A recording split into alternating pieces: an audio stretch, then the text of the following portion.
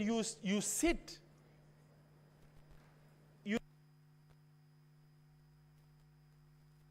Senator Karungo. Senator Karungo. No, I want to speak from the floor.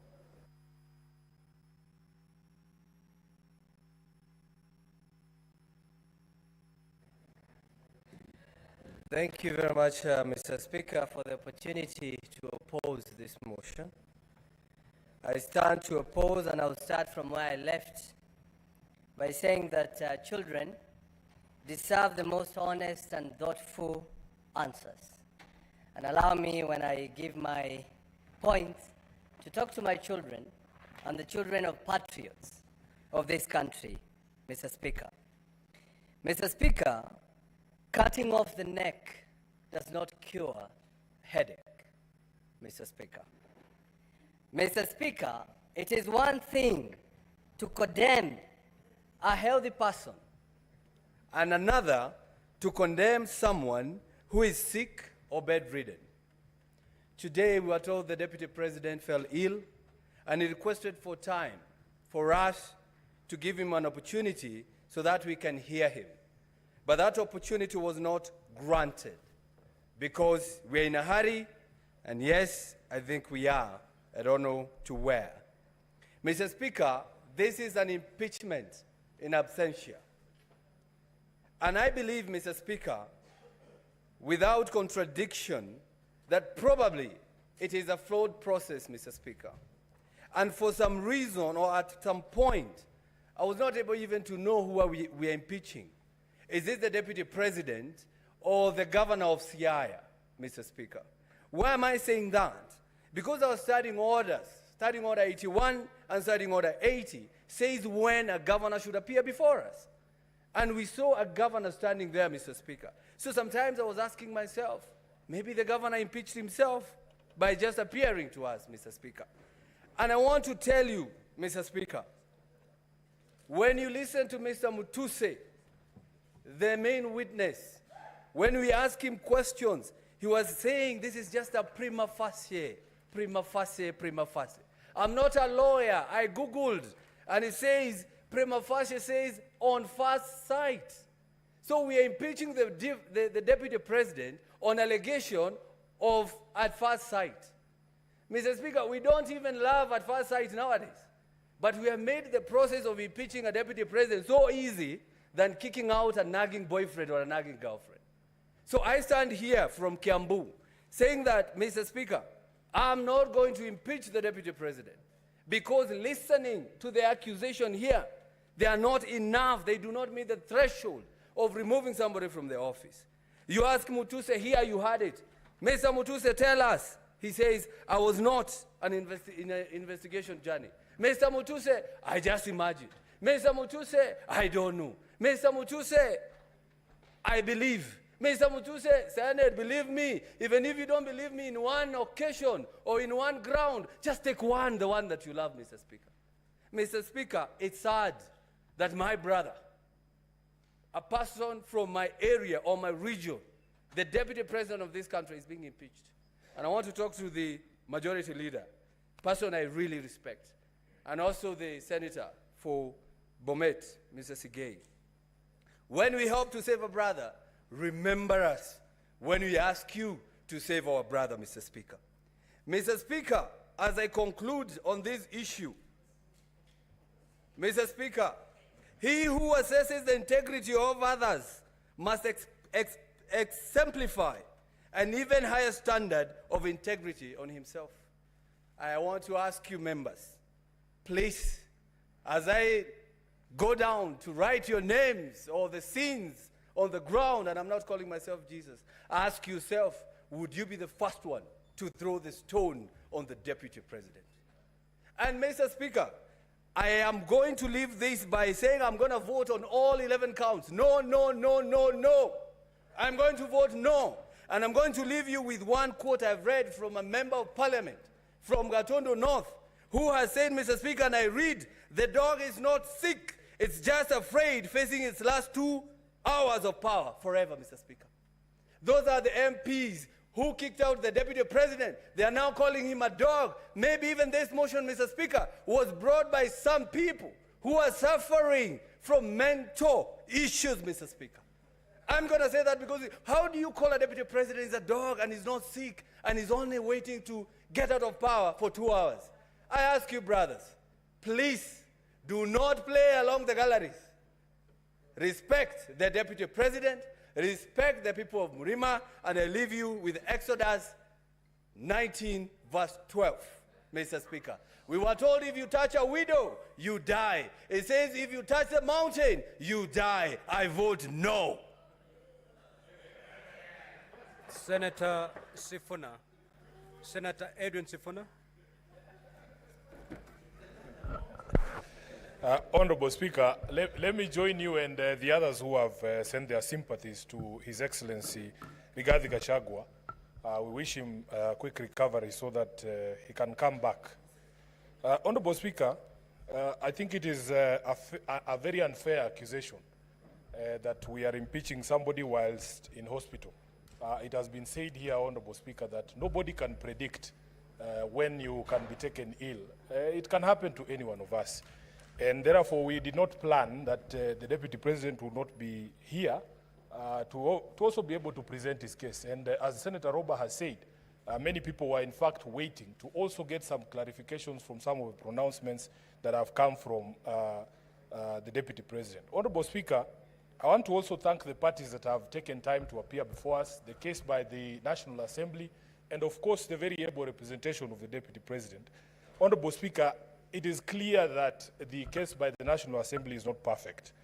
But I have agonized over some of the issues that have been raised by the National Assembly. And Honorable Speaker, allow me to begin with ground one, where the Deputy President is accused of violation of Articles 27(4), which, Honorable Speaker, makes it unconstitutional for you to discriminate on, among other grounds, Honorable Speaker, on the grounds of belief. Secondly, Honorable Speaker, there is also an express provision under Article 73 on the same and Article 33(3)(d) that specifically deals with speech, Honorable Speaker, that constitutes advocacy for hatred on the basis of discrimination. Honorable Speaker, yesterday when I put this question to the legal team of the Deputy President, I was expecting a proper explanation, but of course, you also that they chose to throw snide remarks. Senator Gataya and Senator Tabitha. Please pause my time. When Senator Tabitha, you're speaking, Pause my time. senators give you a pin drop silence. The same must be extended to the senator for Nairobi City. Sit down, Senator Mofire. Proceed. So, Honorable Chair, Honorable Speaker, yesterday when I put this question seeking clarification to the defense team, they chose instead to make snide remarks about appointments that have been made recently of members of my party, ODM. Honorable Speaker, I have agonized about some of the things that the Deputy President has said. In fact, in my entire time as an elected leader, I've met the Deputy President only once, and this is the second occasion when he was in the House. And both of them, honestly, were very sad events. The first one was a funeral, and these proceedings can also be likened to a political death if the House decides to impeach him. But, Honorable Speaker, on that occasion, I did tell him to his face my position on some of the utterances that have come from him, that in fact, I strongly objected to those pronouncements. His legal team sought to hide behind these coalition agreements.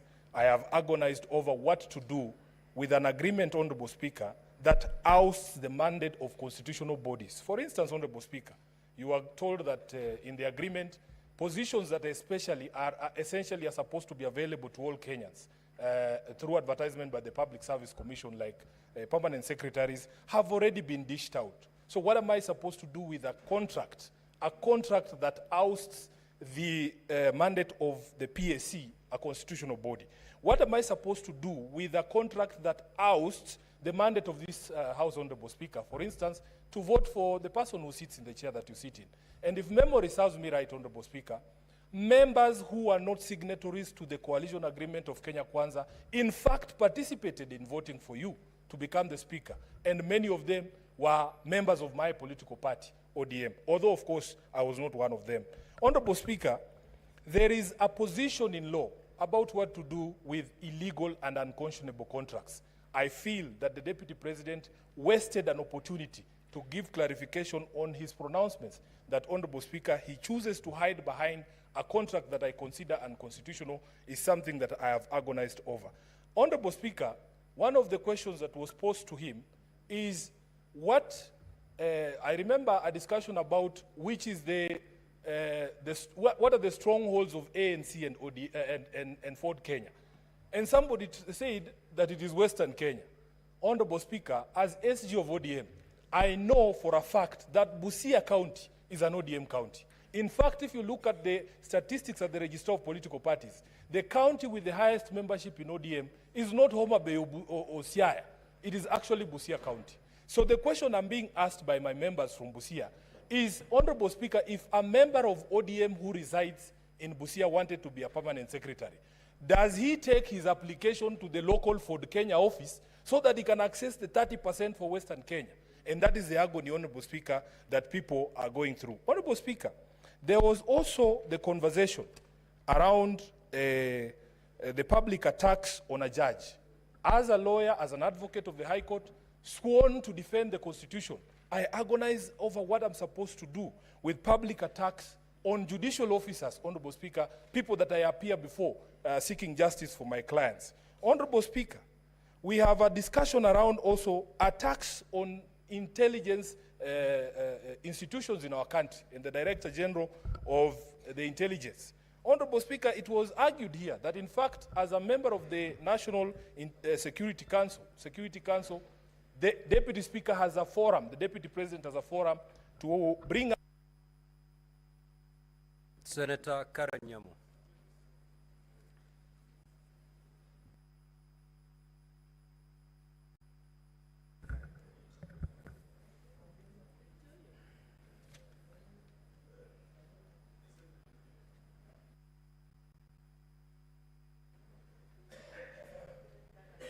Thank you, Mr. Speaker.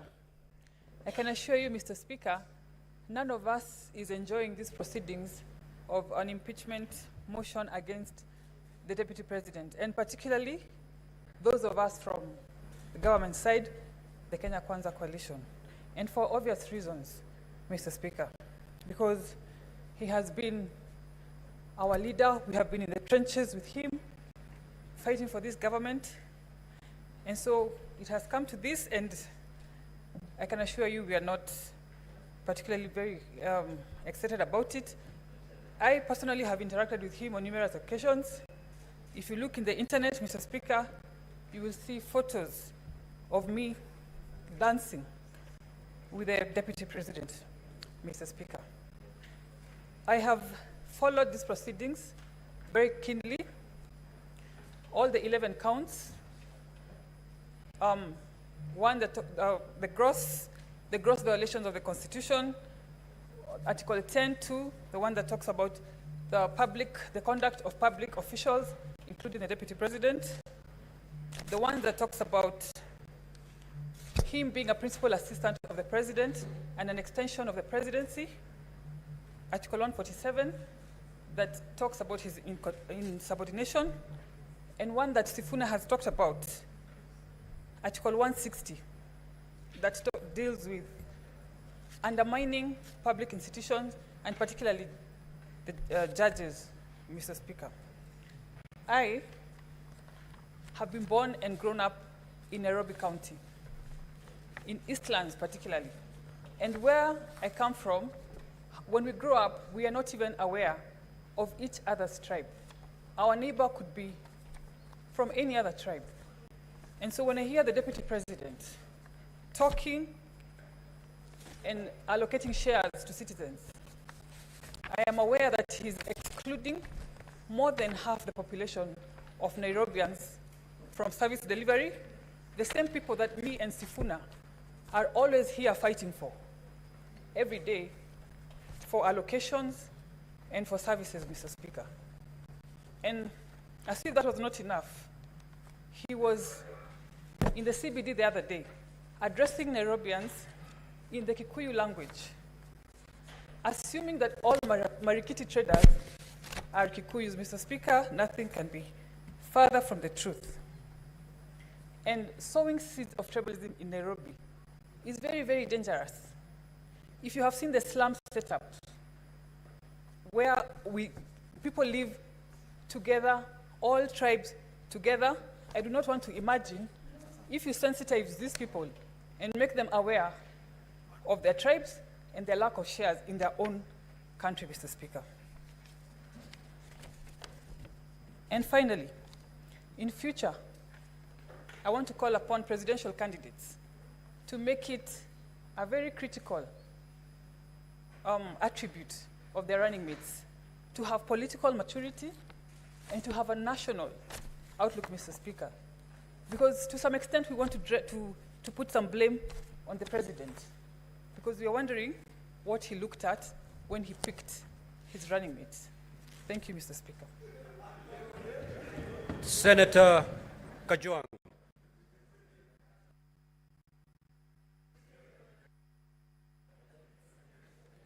Mr. Speaker, as I make my comments on this motion, I'd like to wish the Deputy President of the Republic of Kenya, Rigathi Gachagua, quick recovery.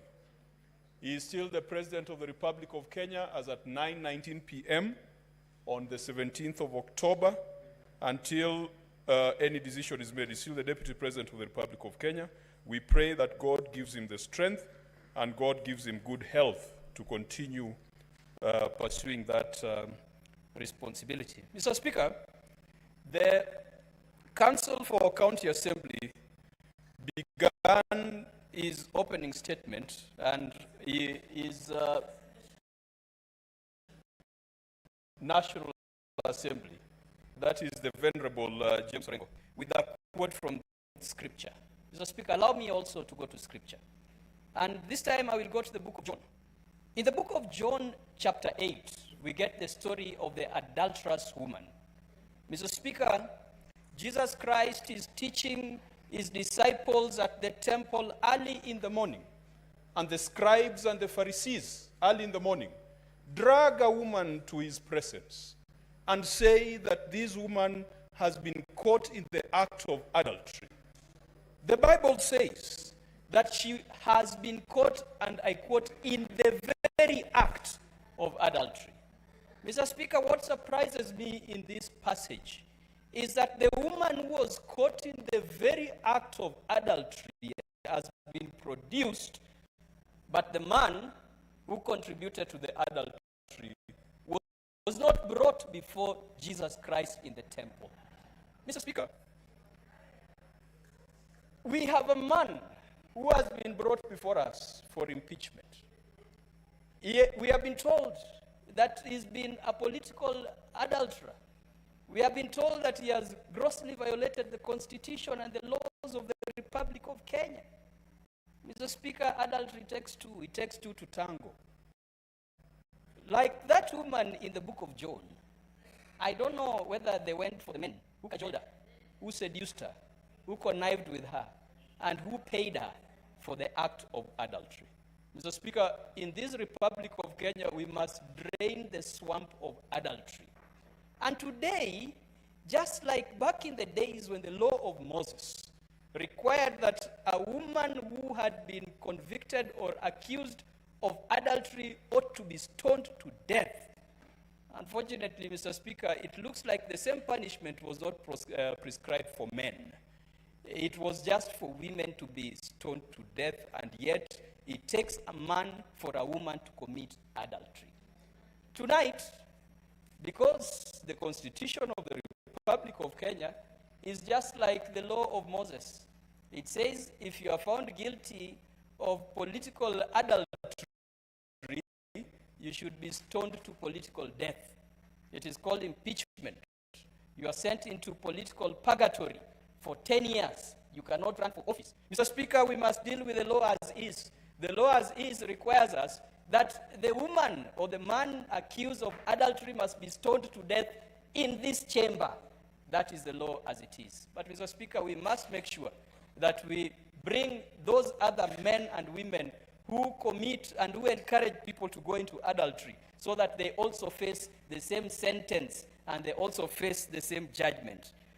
Mr. Speaker, I am convinced that political adultery has been committed in the case before us. There has been a conversation about a dubious shareholding structure of the Republic of Kenya. If the Republic of Kenya was a corporation, as we have been told, or if it was a political party, then we would have 56 million equal shareholders, from Moyale to Vanga, from Nyatike to Nyandiwa, from Bumala to Malaba. Mr. Speaker, it cannot be restricted to a geographical entity called a mountain.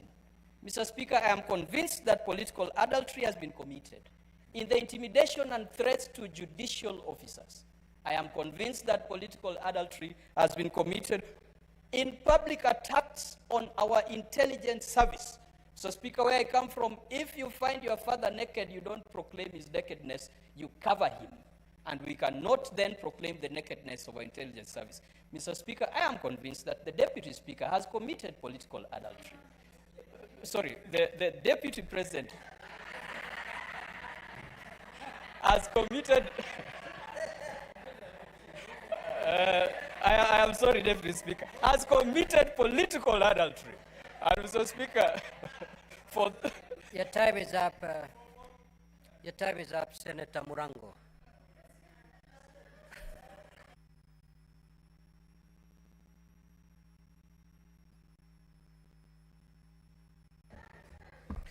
Asante sana mstahiki Spika. Kwanza ningetaka kumwombea afueni haraka naibu wa rais.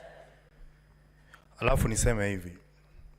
Mstahiki Spika, fisi anapotaka kula mtoto mwanawe husema kwamba ananuka kama mbuzi. Mstahiki Spika, mashtaka iliyo mbele yetu leo ni dhahiri shahiri ya kwamba ni fisi anayetaka kula mwanawe. Mstahiki Spika, wakati Mheshimiwa Karungu Wadhangu alikuwa anaongea hapa leo na kuambia ombe msamaha, alikuwa amemwambia naibu mkurugenzi mkuu wa idara ya jinai kwamba anapojibu ajibu na wanao. Mstahiki Spika, mashtaka ambayo imekuwa hapa, kampuni zote zimekuwa hapa, zilikuwa nyingi, zilikuwa za watoto wake Rigathi Gachagua. Ama kweli chambilesho mkuki kwa nguruwe, kwa binadamu mchungu.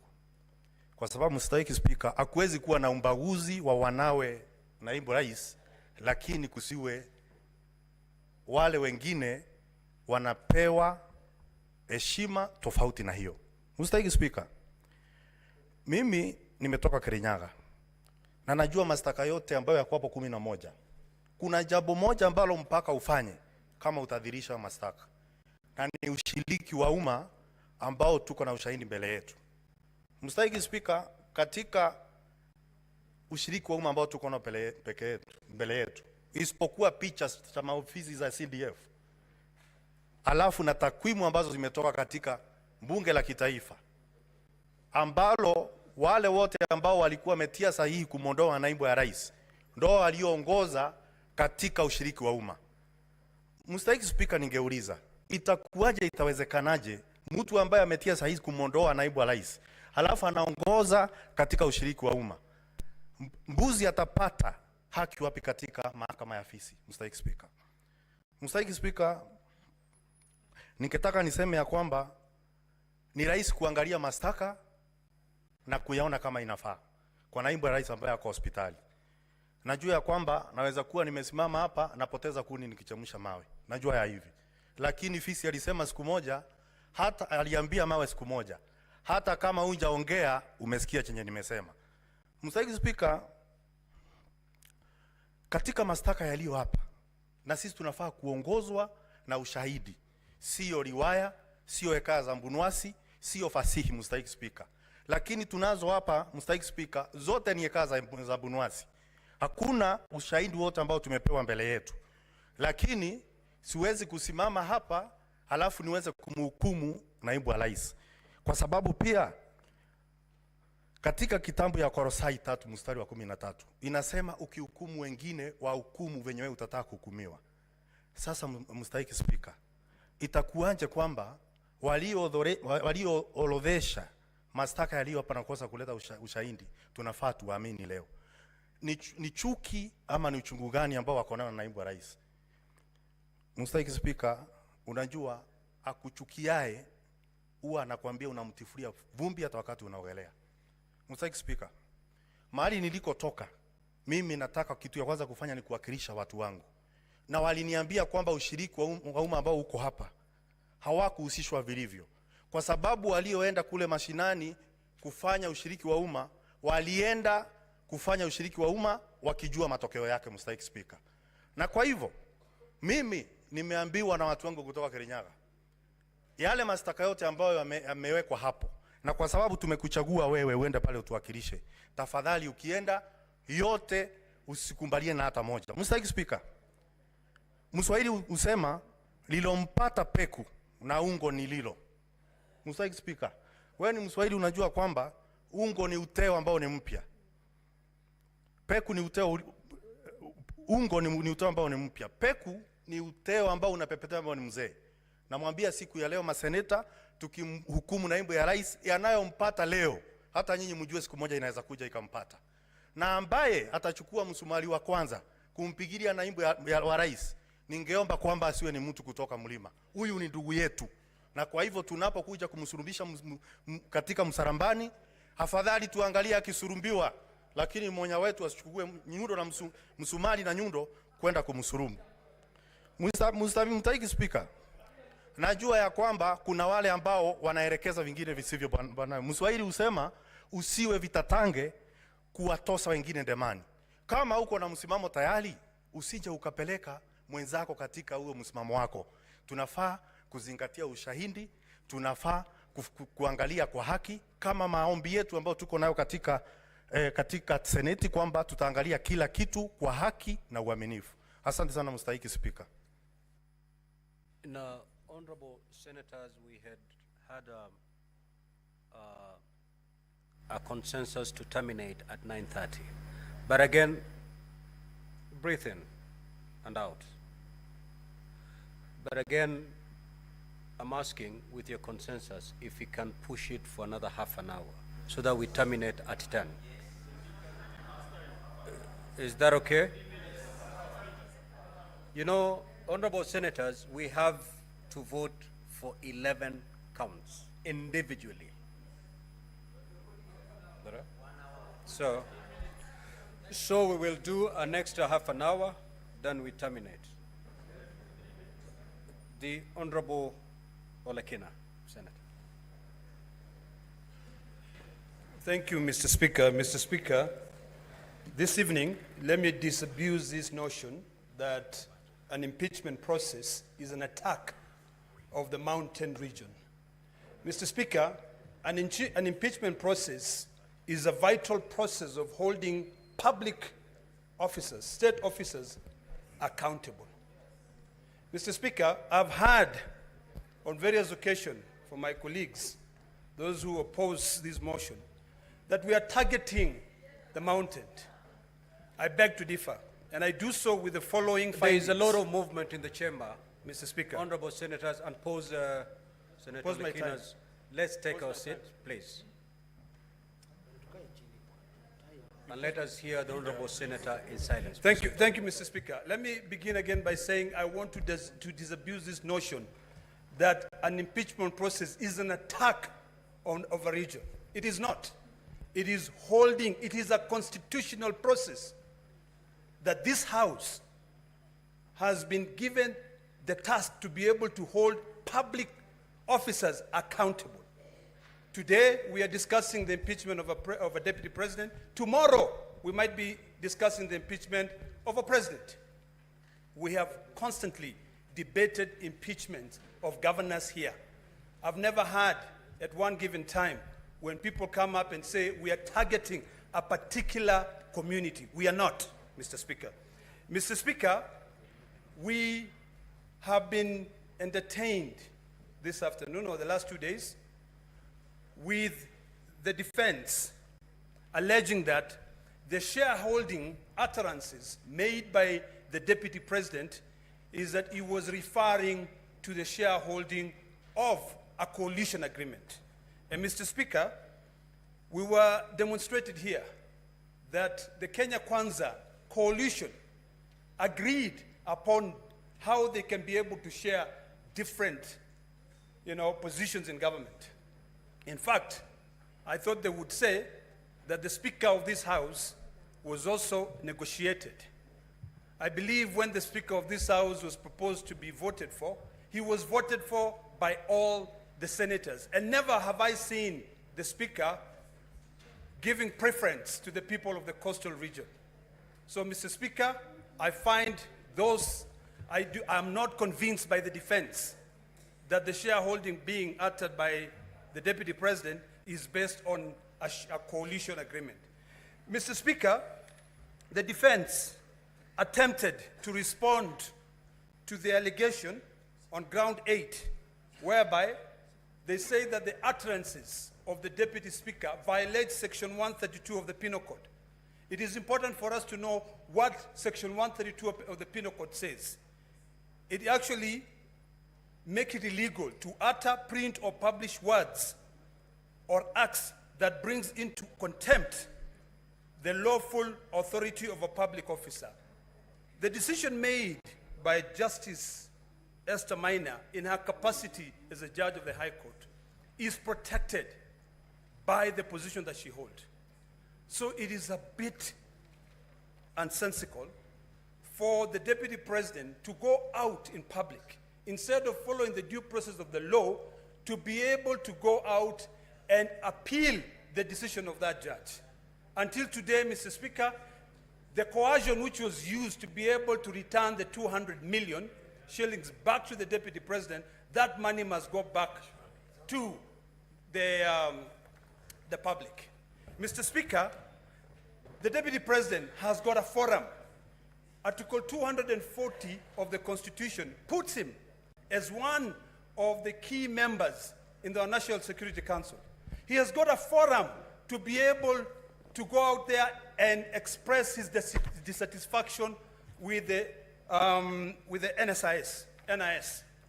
When he calls a press conference and outright says that the Director General of the National Intelligence has completely brought that service into a halt, he was exposing the secrets of this country, and what he was doing is that he was actually saying that we have got no control. Mr. Speaker, if for anything, today I'll cast my vote based on various issues. One, on shareholding. Two, on the violation of Section 132 of the Penal Code. Three, on the issues of coercion. I listened to the gentleman from Kempsett this afternoon when he said that he had to sit for hours at ESCC to be able to come out with one billboard. One. He was called on the 11th. When the defense were trying to justify that, instead of actually reading the recommendation made by the Senate, they were going through the submissions of one of the witnesses who appeared before my Committee of Health. So, Mr. Speaker, I'm convinced. Senator Seki. The senator was elected by the people of Kajiado. Thank you very much. Thank you very much, Honorable Speaker. I also want to put my voice to this motion of the proposal to removal of the Deputy President of the Republic of Kenya, Honorable Rigathi Gachagua, as a motion by Honorable Mutuse. I want to say that the grounds that has been put to this House from number 1 to number 11, Honorable Speaker, I thank the legal counsel of the Deputy President for interrogating the witnesses, more so Honorable Mutuse being the lead witness and the mover of the motion. Honorable Speaker, I want to put to this House that I am unable to see evidence that has been put in place for the 11 counts, 11 grounds in this motion. Honorable Mutuse was unable to demonstrate on issues that has been raised in this motion. Particularly, can go to 1 or 2, the motion or the counts 7 or charge 7, where the Deputy President was alleged to have a 5.2 billion within his assets within that small period of time. Honorable Speaker, I understand that this witness was not able to explain and demonstrate that the Honorable Deputy President got the 5.2 billion because of the contracts that he has done with the government. He wasn't able to demonstrate that this money, 5.2 billion, was received or was the Deputy President received because of this, from this company, from another company, or this other company. There was no evidence on this count. Honorable Speaker, the kind of impunity I've seen in the issue of listing 22 companies without evidence of what the track of the monies or funds that has been done or that has been used to demonstrate that these companies are doing business with government was not there. This is impunity of a high order. To bring 22 companies and you are unable, as a move of the motion, to explain that this company A, company 1 to company number 22 have received or got money from government or from government institutions. But you just put it on the motion and it becomes something to impeach the Deputy President. Honorable Speaker, we have seen where the Deputy President is alleged to have conspired with a company, Agro Brick Investment Limited, where the control of State House, as an accounting officer of the State House, signed the contract, and it is brought to the motion that this contract and this company is alleged to have been a company to remove the Deputy President. Honorable Speaker, this House this afternoon received a report from the legal counsel of the Deputy President that the Deputy President is sick.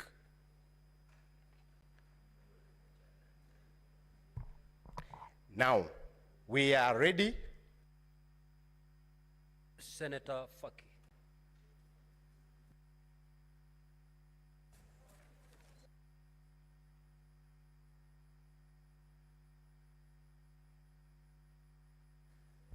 Asante Mheshimiwa Spika kwa kunipa fursa hii kuchangia mswada wa kumbandua naibu wa rais kutoka katika ofisi yake ya naibu wa rais wa Jamhuri ya Kenya. Mheshimiwa Spika, kwanza pia mimi nijiunge na wenzangu kumtakia afueni ya haraka naibu wa rais, kwa sababu tulikuwa ni matarajio yetu kwamba jioni ya leo angekuwa hapa kujitetea kwa madai kadha wa kadha ambayo ameletewa katika bunge hili ili kuweza kutakasa jina lake. Mheshimiwa Spika, nimeweza kuangalia mashtaka yake 11 na baadhi ya mashtaka ambayo nimeona kuwa yamenigusa ni kwanza ni shtaka la kwanza ambapo ni kusema kuwa Kenya ina wenye hisa, na kwake wenye hisa ni wale ambao walipigia kura Kenya Kwanza katika uchaguzi wa mwaka 2022.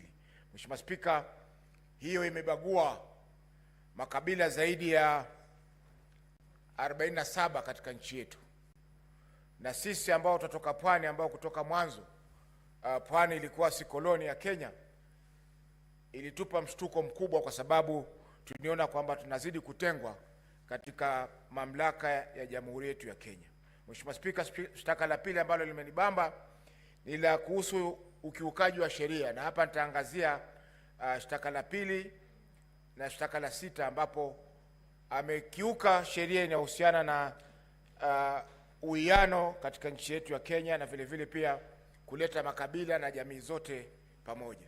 Mheshimiwa Spika, la 3 ni ukosefu wa nidhamu, swala la ukosefu wa nidhamu katika kumshambulia hadharani mkurugenzi wa shirika la ujasusi nchini mwetu. Mheshimiwa Spika, hili litokea mnamo tarehe 26 mwezi wa 6 mwaka huu, ambapo naibu wa rais alikuwa Mombasa na akatoa taarifa ambazo zilihujumu usalama wa taifa, ambapo yeye kama naibu wa rais alikuwa na fursa ya kuweza kuzungumzia mambo haya katika serikali na vile vile pia hatua za kurekebisha zikachukuliwa.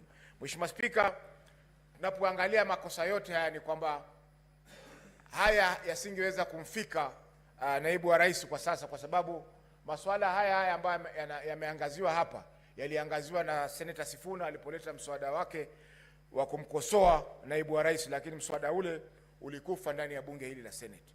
Mheshimiwa Spika, masuala ya ukiukaji wa kiapo haya, Mheshimiwa Spika, hayana nguvu kwa sababu wakati alipokuwa anaapishwa siku ya kwanza aliapa viapo viwili. Kwa hivyo hatujui ni kiapo kipi ambacho alikikiuka wakati Mheshimiwa Mudhusi alipokuja hapa na kuzungumzia masuala haya. Mheshimiwa Spika, nikimalizia nitamnukuu Senator Orengo aliposema kwamba katika bunge lililokwisha kwamba mapinduzi yanakula watoto wake. Kwa Kiingereza, revolutions eat their own children. Na hii tunaona kwamba mapinduzi yameanza kula watoto wa Kenya Kwanza, wakianza na mtoto mkubwa kabisa ambaye ni naibu wa rais. Kwa hivyo ni masuala ambayo yameendelea katika bunge hili. Bunge lililokwisha tuliona hapa Profesa Kindiki aliteta sana hapa, lakini vile vile mapinduzi yakamla. Kwa hivyo ni kwamba lazima tujenge siasa katika nchi yetu ambazo zitakuwa ni siasa za kusonga mbele. Tukichaguliwa kama viongozi, tuzungumze masuala ya kitaifa. Tusizungumze masuala ya vijijini mwetu, wakati sisi matarajio wa Kenya wote ni kwamba tunazungumzia masuala ya kitaifa.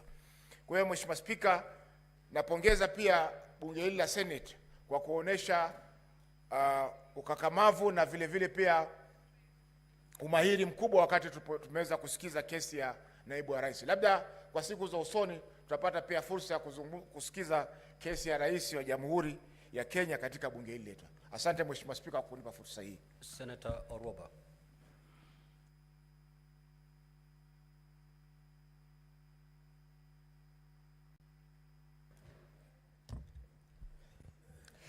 Thank you, Mr. Speaker. First of all, I want to say that this is not about a relationship. It's not about a friendship that has deteriorated. I have been hearing people say, if it's about a relationship, if it's about a marriage that has broken, why don't they go back and make peace and come together? No, Mr. Speaker. These two individuals, His Excellency the President and the Deputy President, did not come together so that they can live happily ever after and have children, Mr. Speaker. They came together so that they could deliver development to the people of Kenya, Mr. Speaker.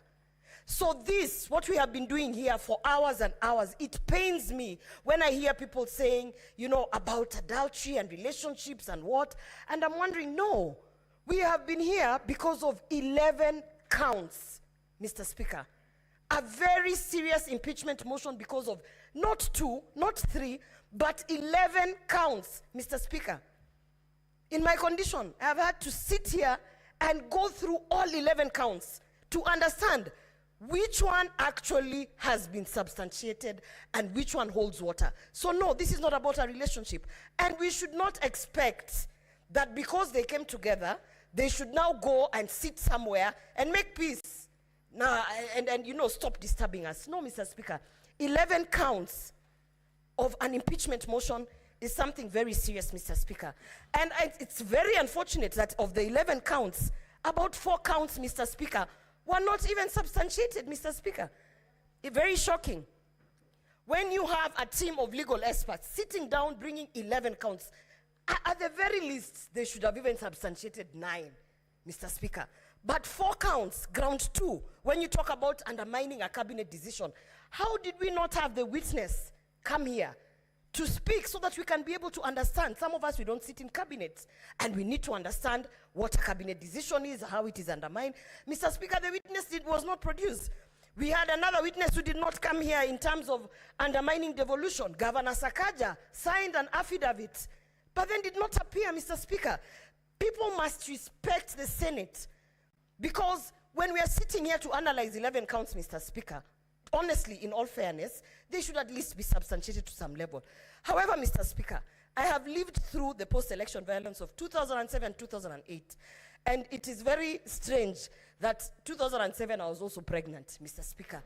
And when I remember, Mr. Speaker, the things that triggered the post-election violence, Mr. Speaker, in 2008 of January, it was such utterances such as Musiguze Mlima, Mr. Speaker.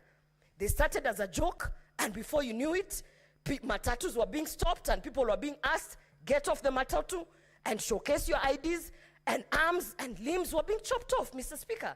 So we might think it is a joke, this shareholding narrative, Mr. Speaker, but having lived through that post-election violence, and I remember very well, Mr. Speaker, that I even had to choose the people who are operating, you know, on me in 2008, because I was afraid, you know, as Kisses, we love everyone.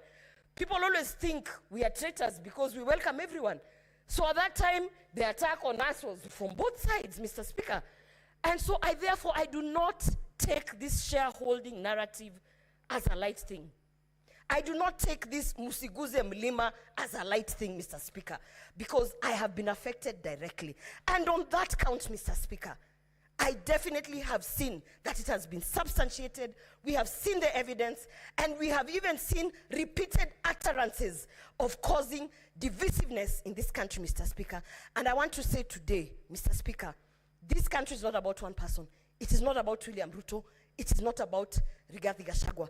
This country is about the 50 million Kenyans who have to live in peace and under the national unity, Mr. Speaker. And for that reason, Mr. Speaker, I want to say that on that shareholding narrative, I hold my ground, and I will definitely vote that he should be impeached.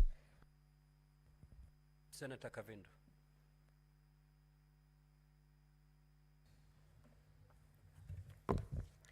Thank you, Mr. Speaker, for giving me this opportunity. Let me start by telling His Excellency, the Deputy President of this country, Pole Sana, and we wish you a quick recovery. 2, Mr. Speaker, I want to quote a scripture which has been quoted here, John 8:7. Jesus told the people who took that woman to before him, whoever has no sin to be the first to take the stone and throw at that woman. And when he bent down, when he came up, there was none of them. All the men had gone, only the woman was standing there. And he told her, go in peace, your sins have been forgiven. Mr. Speaker, when I talk like this, I'm saying that the other day we had the Deputy President publicly ask for forgiveness. And the Bible in the book of Matthew 14, Matthew 6, verse 14 and 15, says that if we don't forgive men their sins when they sin against us, our Heavenly Father will never forgive us our sins. And talking like this, Mr. Speaker, I want to say the mover of this motion, Honorable Mutuse, could not substantiate the allegations. He was asked questions, and people even outside on media are laughing and asking what kind of a lawyer is he, because he could not answer many of the questions, because I think he was not aware of what, of the motion. To me, it seemed like it was drafted by somebody else and he was given just to table it. Mr. Speaker, I want to say, even the last speech of the National Assembly, they said on impeachment, it is not necessary or important to substantiate every allegation and even to make sure that you have all the evidence of the allegations, because this is not like court. And I thought, as a Senate, we sit here as a court.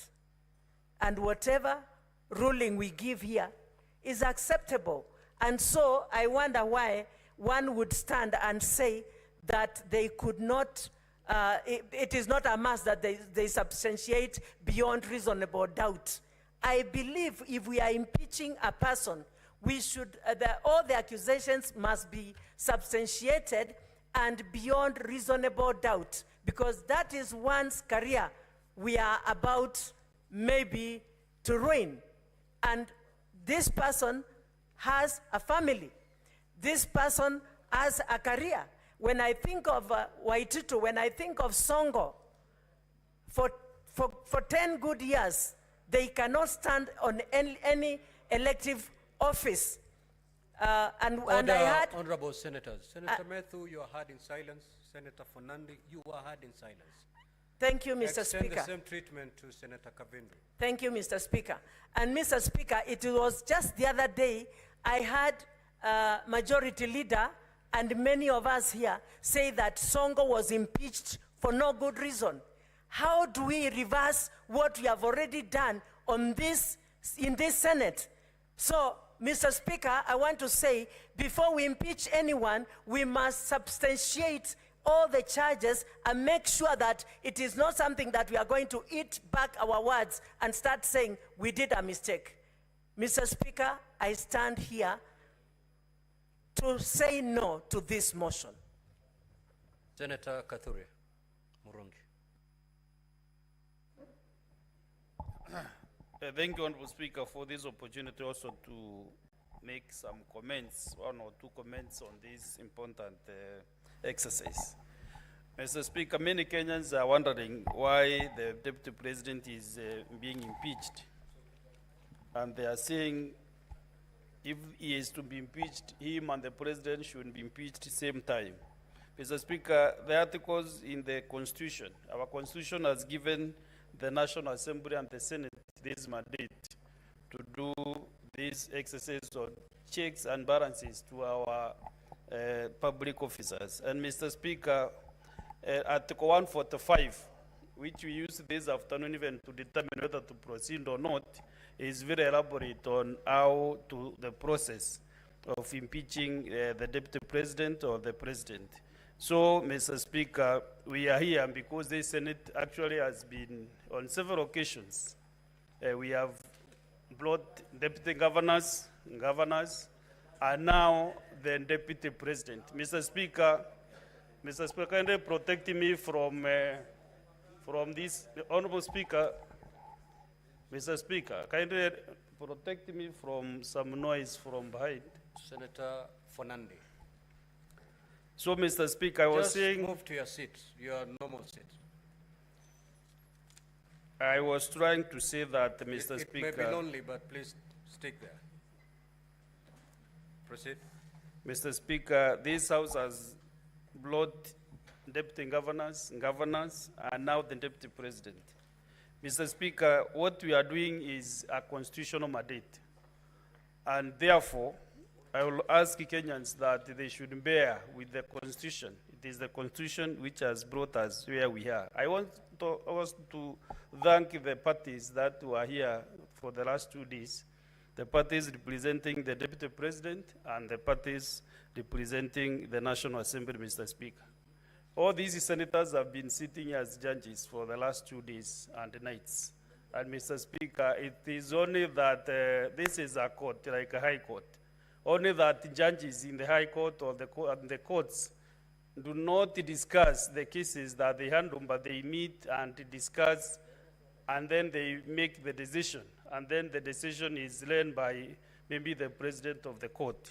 But because now we make a decision through a vote, that is why, Mr. Speaker, we find ourselves here. And this evening, these juries will make their decision in one or the other. And Mr. Speaker, what I request Kenyans from today, whatever decision will be made to maintain peace, love, and unity, as was envisaged since independence in 1963.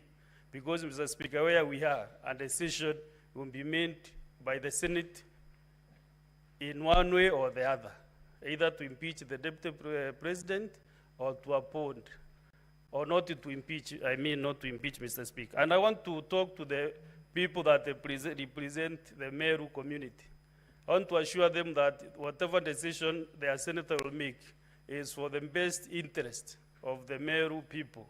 And I want to assure them that their future will be bright, if not more bright, Mr. Speaker.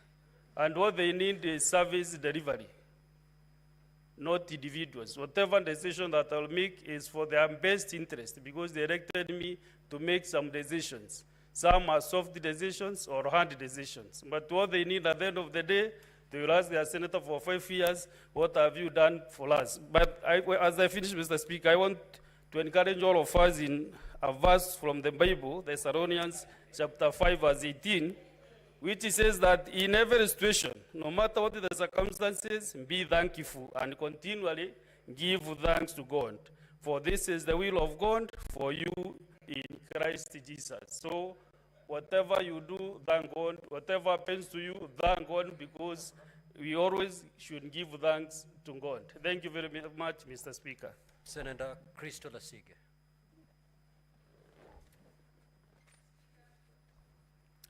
Speaker, the Parliament of Kenya has gone through a great deal in a very short amount of time, many firsts, and it is utterly painful for me to know that the world keeps seeing us time and time again under such lugubrious circumstances. However, Speaker, it has taught me many, many lessons, and it's also reminded me of many that I've known for several years, one of which I was taught by Tony Evans, which is, if all you see is what you see, then you don't see all there is to be seen. Speaker, I have never met the Deputy President. In fact, in the last 2 days, the first time we've ever shared any space together. And to be honest, I don't think that we have much in common. I personally feel like there is a lot to be desired in his leadership style, for me personally. However, instead of going to the Bible, I want to go instead into my own experience and draw some parallels. Mr. Speaker, of course, people know that I have glaucoma, and I've been fighting and battling it for several years of my life. And Speaker, when I first got my diagnosis when I was just a teenager in high school, I was told that it was imminent. There was no running away from my condition. And I didn't know at the time that I had anything that was going on. I was just going about my life, but inside of me and around me, there was a condition that was building up and building up and building up. And I had no idea what was going to happen in the future.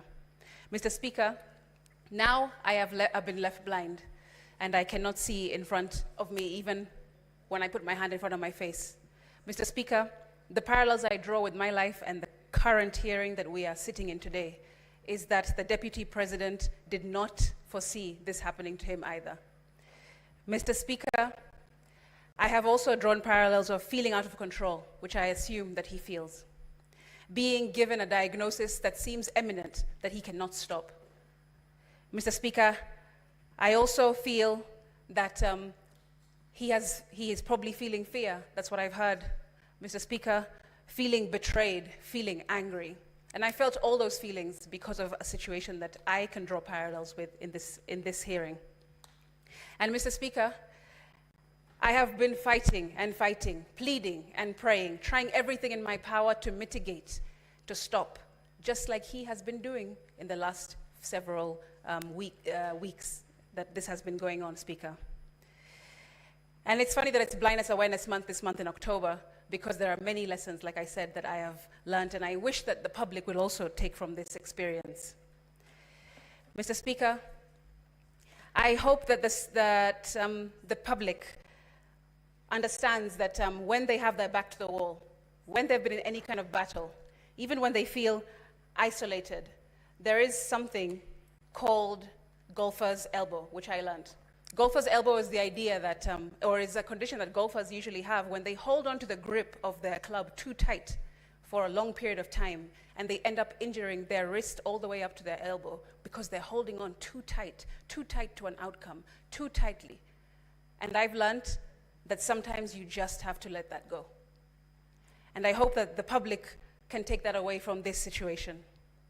Mr. Speaker, we must move away from hegemony, the idea of being dominated by one group or a person or a company or a state, because we are a democratic republic, and we need to move away from such ideology, such utterances, such behavior, Mr. Speaker. However, in the 11 counts, I have seen many that have no evidence, and I've seen some that do have some evidence. But I have not been particularly given confidence by the witness-in-chief, the mover of this motion, when I saw him up on the stand, Mr. Speaker. Although none of us can relate to what it's like to being a deputy president in this room for sure, we can definitely relate to the lessons that I've just mentioned. Mr. Speaker, make decisions today that will not betray you tomorrow. That's one. I also want to share that even though you're in a battle, whatever that might be, financial, personal, medical, whatever it is that you're going through at the moment, and you feel like your back is on the wall and everything, all the odds are against you, remember that it gets better. You do better. You will experience better, and we will become better, Mr. Speaker. I will finish, and I hope that the senators will remember what I said to them yesterday from the Bible, Proverbs 17:15. Senator Newton.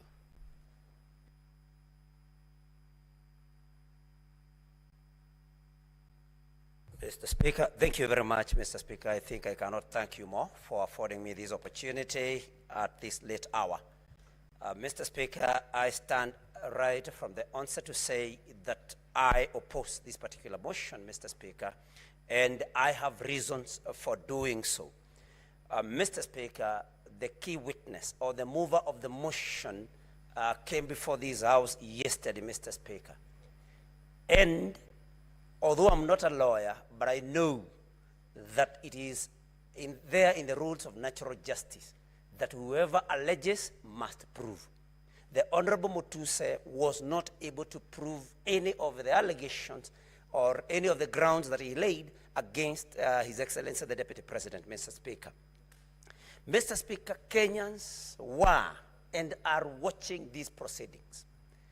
They were able to see the cross-examination and to hear the cross-examination of the Honorable Mutuse, Mr. Speaker. And I want to urge this House, Mr. Speaker, that if we want to uphold the dignity and the honor of this House, that Kenyans were and are still watching, you cannot impeach the Deputy President of the Republic of Kenya, Mr. Speaker, on allegations, on grounds that were not able to, that the mover was not able to prove, Mr. Speaker. And that is what prompted the question, I think, by Senator Wambua, which later was asked by Senator Awakia Umtata, which you were able to stand down because it had already been asked, whose motion was Mutuse's? Because it was not his motion. He had no proof of any or for any of the allegations, Mr. Speaker, and that is why this House, in order for us to uphold, like I've said, the dignity and honor, we need to vote no to this motion, Mr. Speaker. Mr. Speaker, many that have spoken before me have talked about the woman, the adulterous woman that was caught in the Bible. Senator Kajwang put it even better, that they did not bring the man that she was caught in the act with. Mr. Speaker, we need to ask ourselves, how good are we?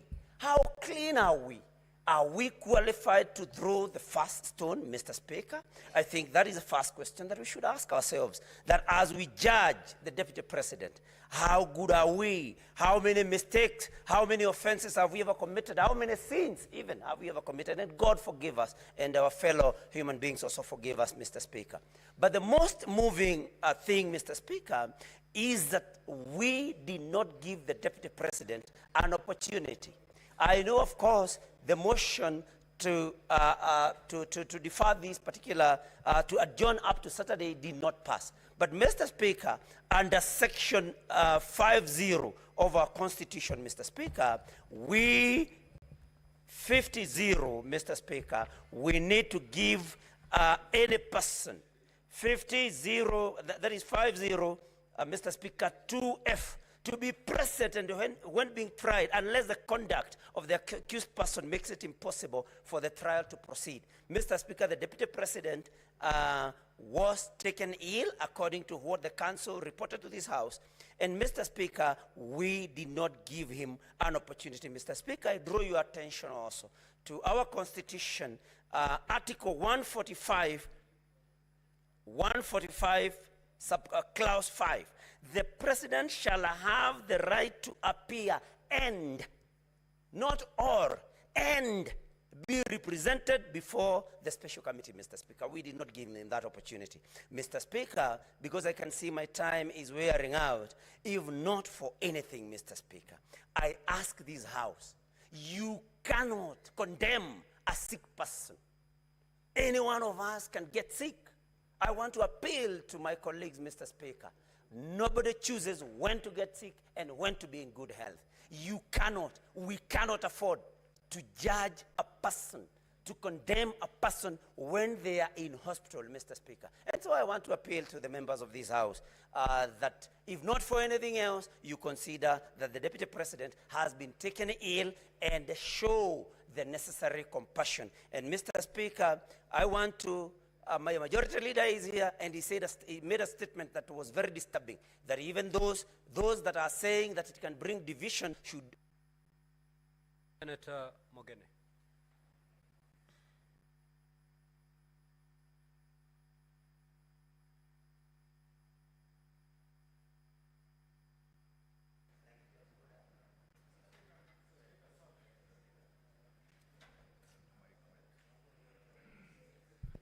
Mr. Speaker, sir, first on my own behalf and on behalf of the people of the great county of Nyamira, I want to send a message of quick recovery to His Excellency President Rigathi, and we wish him a speedy recovery.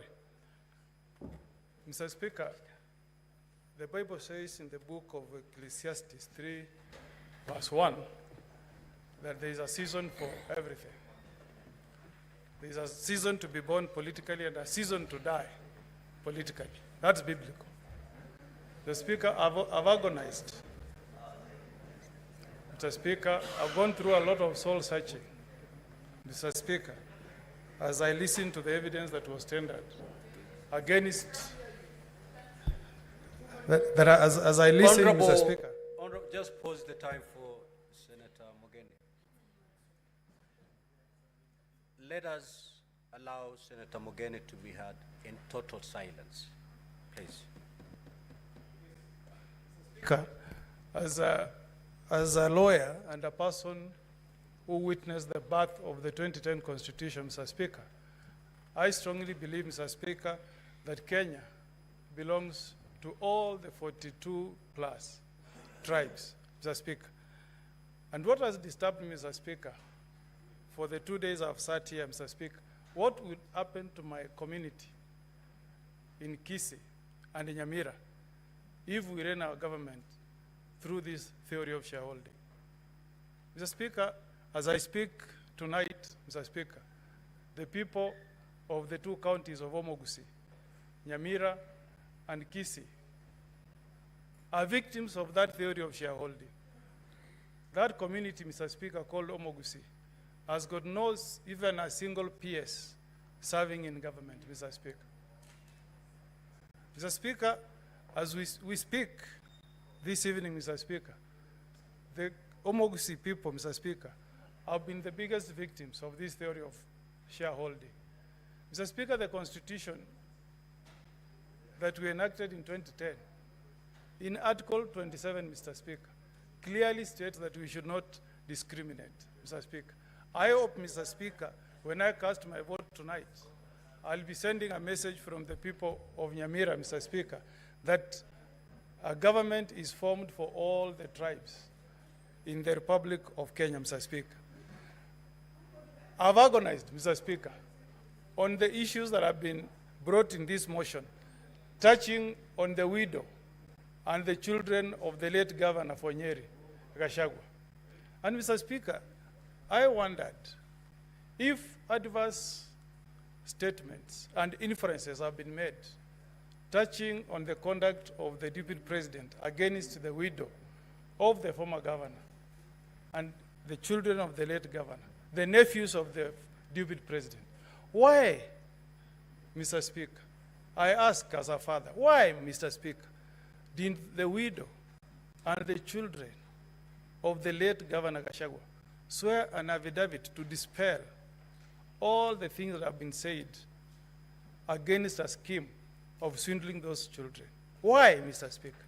Why didn't they swear an affidavit, Mr. Speaker? That has troubled me a lot. And as I cast my vote tonight, Mr. Speaker, I'll be casting my vote for those children who lost their mother, who lost their father, but who were not given an opportunity, Mr. Speaker, to appear before this House and tell us, Mr. Speaker, that there has not been any wrongdoing from the Deputy President to those children. Count number 1, count number 8 is about the utterances that were made by the Deputy Speaker. I hope, Mr. Speaker, that the person who will occupy that coveted position of Deputy President will reflect on what John says in chapter 3, verse 5. Mr. Speaker, the Bible says that the tongue is a small part of the body, but the tongue is also fire, and it's a world of evil among parts of the body. If the Deputy President had checked these utterances, Mr. Speaker, perhaps we will not be having this motion this evening. So, as we vote tonight, Mr. Speaker, let's also learn. Let's also learn from what the tongue has done to Honorable Gachagua. I will vote, Mr. Speaker, where I'm convinced that allegations against the Deputy President have been proved. I reserve my vote to be cast at the right time. Senator Boni.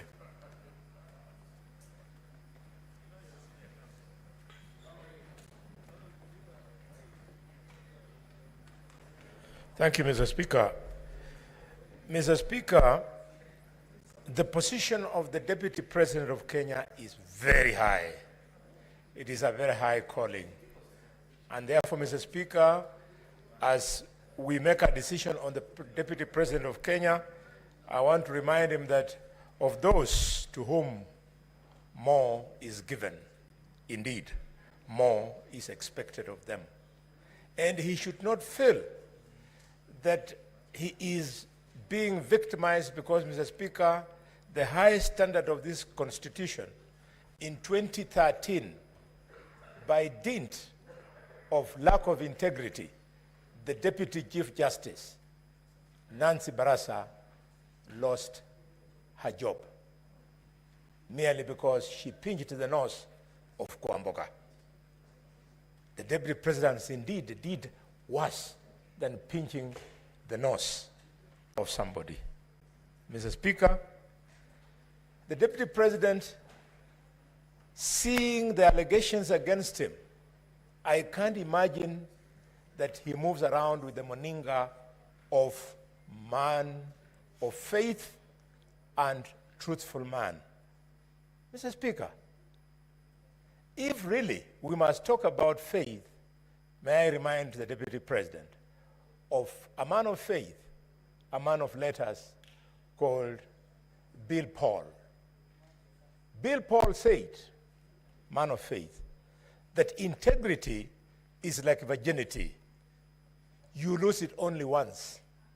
And when you lose it, you can never get it back. The Deputy President has lost that virginity of leadership. Mr. Speaker, coming from a community that paid for the price of inflammatory speeches in Likoni, in Molo, and in Trans Nzoia, if I had time, I would discuss what some of my relatives went through, including Pastor Liai from Ichina village. Mr. Speaker, during the tribal clashes of 1992 and 1997. I would like to remind the Deputy President of the post-election violence of 2007, 2008.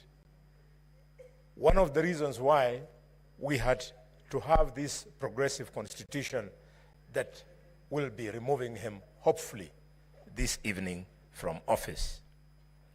Mr. Speaker,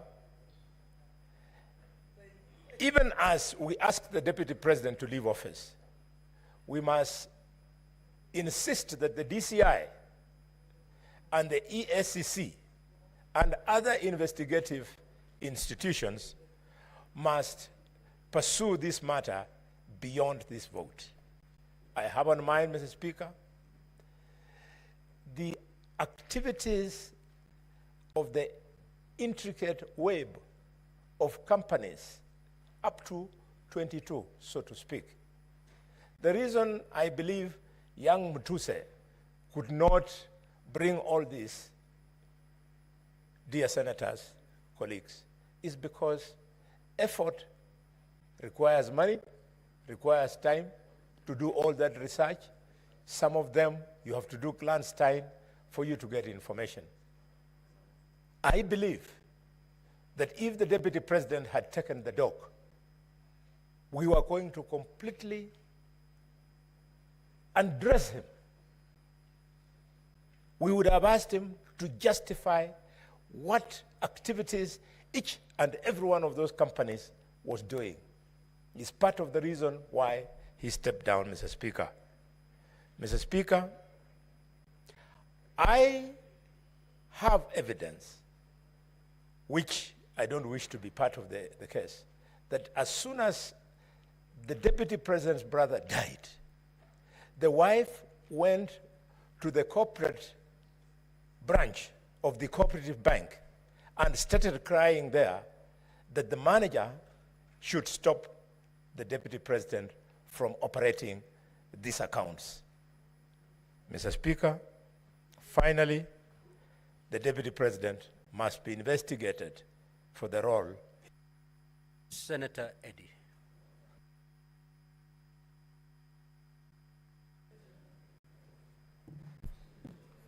Mr. Speaker, I thank you, and I recognize the pressure of time.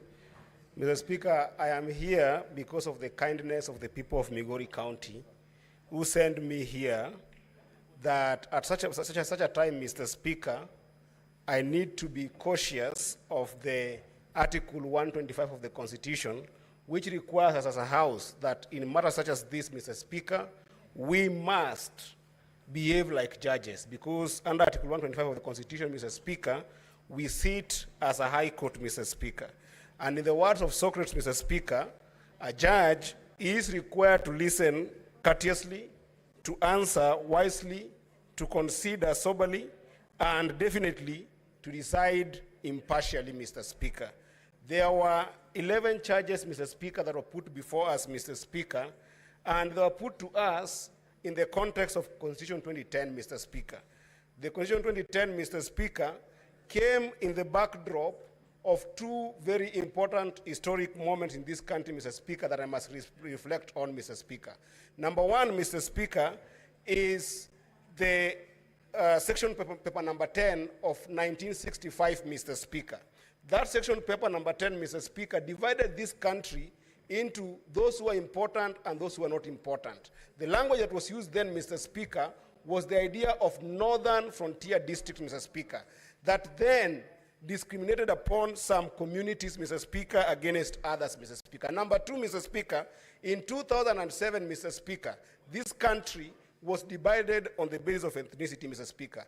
And therefore, I rise to support this motion if my grounds, Mr. Speaker, after listening courteously and considering soberly, Mr. Speaker, are more than half of the charges, Mr. Speaker. And I find that ground 1, 5, and 6 on the utterances of the deputy president, Mr. Speaker, violate Article 91 of the Constitution and Article 232 of the Constitution. We cannot have political parties, Mr. Speaker, that are founded on the basis of ethnicity and dividing national resources on the basis of ethnicity, Mr. Speaker.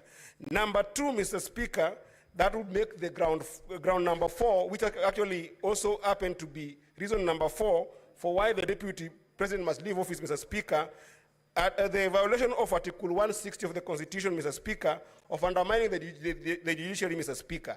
There was an imminent threat to the judges there, Mr. Speaker. You realize that in my judgment, Mr. Speaker, I excuse ground number 8 on the basis of the fact that there was no proof that there was a petition that was not filed, Mr. Speaker. But on the threat, Mr. Speaker, I think that the deputy president stands impeached, Mr. Speaker. Ground number 9, Mr. Speaker, on NIS, Mr. Speaker. We know that this country has faced serious terror attacks, Mr. Speaker. And the moment the deputy president, Mr. Speaker, showcases the secrecy of deficiency in our security infrastructure, Mr. Speaker, and you know that under Article 240, he has platforms to be able to express himself, Mr. Speaker, it is a violation of the Constitution, Mr. Speaker. Lastly, on ground number 11, Mr. Speaker, on bullying KEMSA official, Mr. Speaker, it has been proven here beyond reasonable doubt, Mr. Speaker, that the deputy president is not a member of the company that was listed. He's not an employee of that company, Mr. Speaker, yet he goes ahead and makes calls on behalf of that company, Mr. Speaker. That is impeachable. Lastly, Mr. Speaker, I must call the council of the deputy president to order, Mr. Speaker, especially Council Paul Muite, Mr. Speaker, for actually practicing law in deceit, Mr. Speaker. You cannot say that at the level of the deputy president, Mr. Speaker, he was okay in this house the entire time, and then when asked, you are saying you cannot be able to account for his whereabouts, and you know that the deputy president, Mr. Speaker, also must be able to be taken care of by the DG of Health, Mr. Speaker, who could have given us a document to be able to substantiate whether the deputy president is sick, Mr. Speaker. While I say sorry to the deputy president, Mr. Speaker, I think this kind of deceit should also be tantamount to further impeachment, Mr. Speaker. I do therefore say that on ground 2, 3, 7, 8, and 10, they are not substantiated. But on ground 1, 5, 6, 4, 9, and 11, Mr. Speaker, this is a fight against tribalism that is done by one individual that then we must... Senator Osoti, unfortunately, you only have 4 minutes because we terminate at exactly 10:30.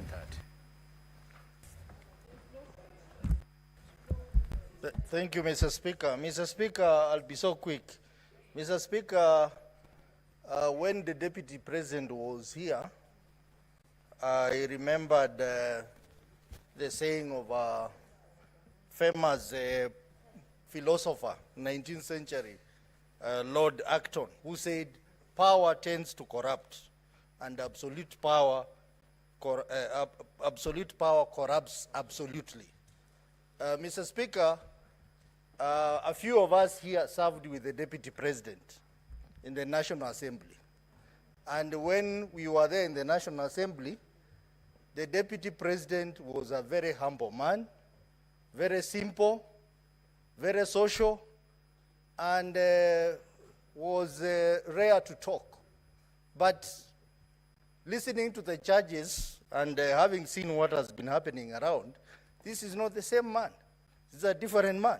So indeed, I want to agree with this philosopher that power tends to corrupt, and absolute power corrupts absolutely. And this is, it may affect all of us here. So there is something we need to learn from what has happened today.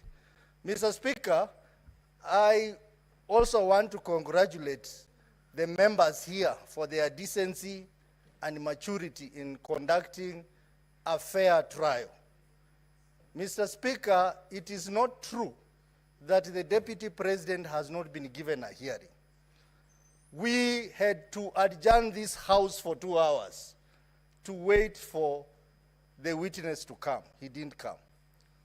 And Mr. Speaker, you know that the tradition of this House, that sometimes we receive written submissions. We do that in our committees. We do that in public participation. So the members who are saying that he was not given a fair hearing, is that that is not true, because this House tried as much as possible to get the Deputy President to come. Mr. Speaker, a lot has been said about various laws and articles of the Constitution that the Deputy President has violated. But one important article of the Constitution that runs through all the charges, Mr. Speaker, is Article 131 of the Constitution, which read together with Article 147, clearly says that the Deputy President is a symbol of national unity. That is not the case, Mr. Speaker. Mr. Speaker, if you go ahead, Article 131(2) says that the Deputy President, by dint of Article 147, should respect and uphold and safeguard the Constitution. That is not the case. The Deputy President should promote and enhance the unity of the nation. That is not the case. The Deputy President should promote respect for diversity of the people and communities in Kenya. Mr. Speaker, that is not the case. So if there is any piece of law that is going to send the Deputy President home, is clear violation of Article 131 of the Constitution, because the Deputy President is the principal assistant to the President, and therefore exercises powers of the President as per Article 131 of the Constitution. Mr. Speaker, if there is one charge, because we have 11 charges, that is going to send the Deputy President home, it's charge number 1. I listened to the evidence that was brought here by his counsel. That evidence of the coalition agreement of Kenya Kwanza was not sufficient, was not convincing. And in fact, Mr. Speaker, the Deputy President conveniently hid from... Your time is up. Majority Leader, you may now move to reply.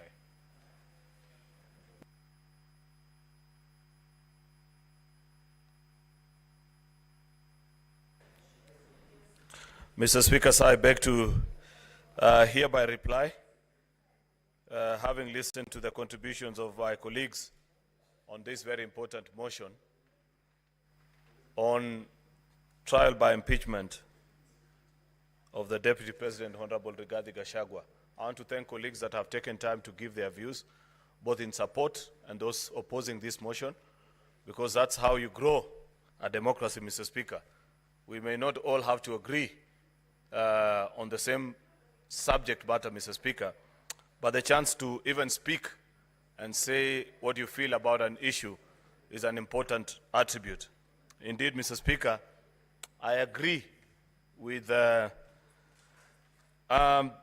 contribution that was made by one of the advocates for the Assembly, that comparing what you're doing today with previously what used to happen, where in the 1 o'clock news, vice presidents will be changed without any notice. And the elaborate process, Mr. Speaker, that we have gone through up to this point is great for our country. Mr. Speaker, I appreciate the National Assembly, the team of the Deputy President, Mr. Speaker, that has presented us with information to help us make a fair judgment of this case. Mr. Speaker, I strongly disagree with those that hold the view that the Senate hasn't been as fair to the Deputy President as perhaps they would have expected. To the best of my knowledge, Mr. Speaker, I think as a House, we did the best that was within our means. We granted the opportunity, was given sufficient notice, Mr. Speaker. It is only in the unfortunate circumstance of this afternoon where he was taken ill, Mr. Speaker, and I'd wish to take this time to extend my message of goodwill to him and wish that he can quickly recover and get on with his other duties, Mr. Speaker, both as a human being and should, whichever way this vote goes, Mr. Speaker, because it's not in my hands, but in the hands of the 67 jury that are here, Mr. Speaker, that he shall continue to thrive. I wish him well, Mr. Speaker. Like I observed earlier, this is a friend, and friends wish each other well under all circumstances. Mr. Speaker, you know, just as a final thought, I thought about the journey of the Deputy President and the tribulations that have occurred to him as occurrence to either his conduct or utterances. And I'm reminded of a book I once read, Mr. Speaker, by Senegalese satirist Osman Sembene, a book called Hala, where, Mr. Speaker, a very rich businessman by the name El Haji looks and desires a beautiful young lady by the name Ngone, and finally takes her in as a third wife. Unfortunately, on the same night that he marries her, he develops erectile dysfunction, Mr. Speaker, and is not able to consummate the marriage. Sometimes in life, Mr. Speaker, when you fall down, you have to prepare to get down before you eventually can rise up, Mr. Speaker. I do hope, Mr. Speaker, that even in this particular process, the Deputy President will emerge stronger, better as a human being, as a leader, and that there can be better days ahead for him. With those very many remarks, Mr. Speaker, I beg to reply and wish that our colleagues in this House make a decision in the best interest of the country. I thank you, Mr. Speaker. Thank you. Now, honorable senators, these are the guidelines on how we're going to move forward. One, all honorable senators are eligible to cast their votes. Secondly, the threshold is 45 senators. So there ought to be 45 senators in the chamber. And we are going to vote for the charges separately. So we're going to vote 11 times. I now direct that the bell be rung for 2 minutes.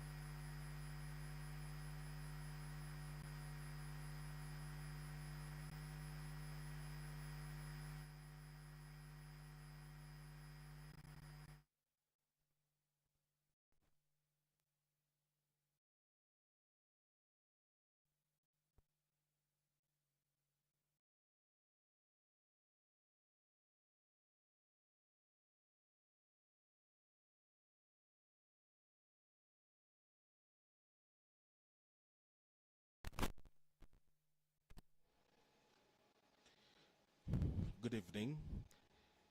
These are live proceedings from the Senate chambers, and the senators are done debating the motion that was moved for the removal from office by impeachment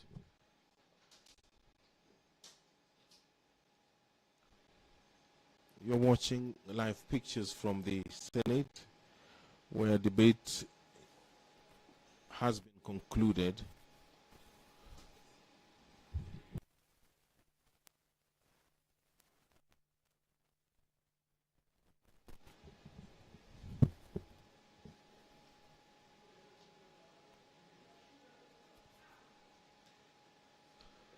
Good evening.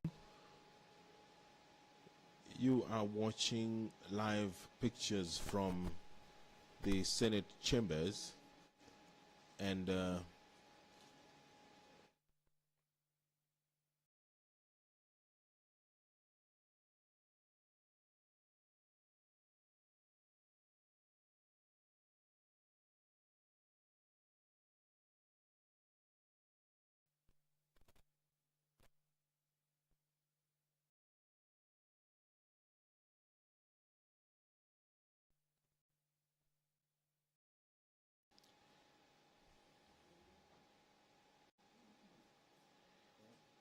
the senators are done debating the motion that was moved seeking the removal from office by impeachment the Deputy President of the Republic of Kenya, and now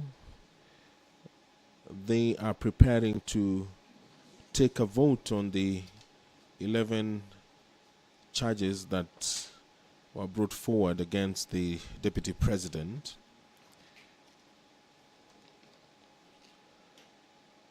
Charge 1, gross violation of Articles 10, Sub-Article 2A and B and C, Article 27, Sub-Article 4, Article 73, Sub-Article 1A and 2B,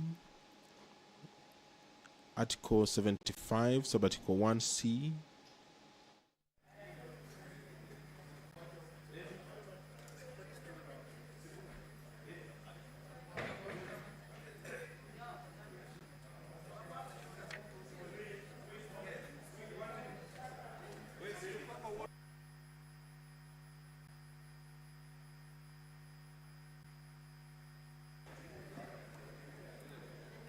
Clerk, has the bell stopped ringing?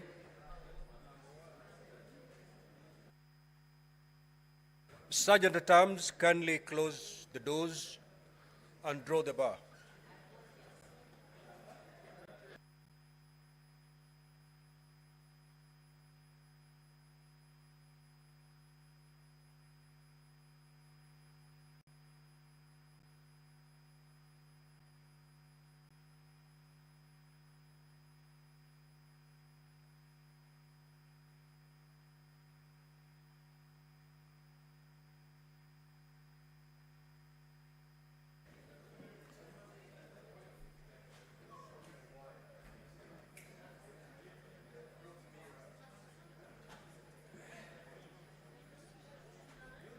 Clerk, can you do a head count to confirm that we have a minimum of 45 senators in the House?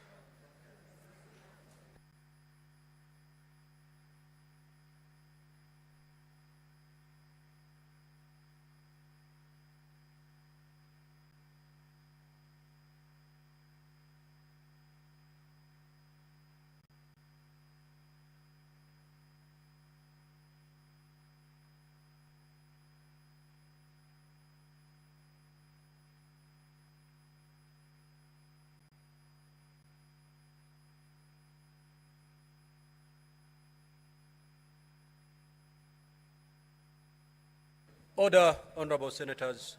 Majority Leader, you may take your seat.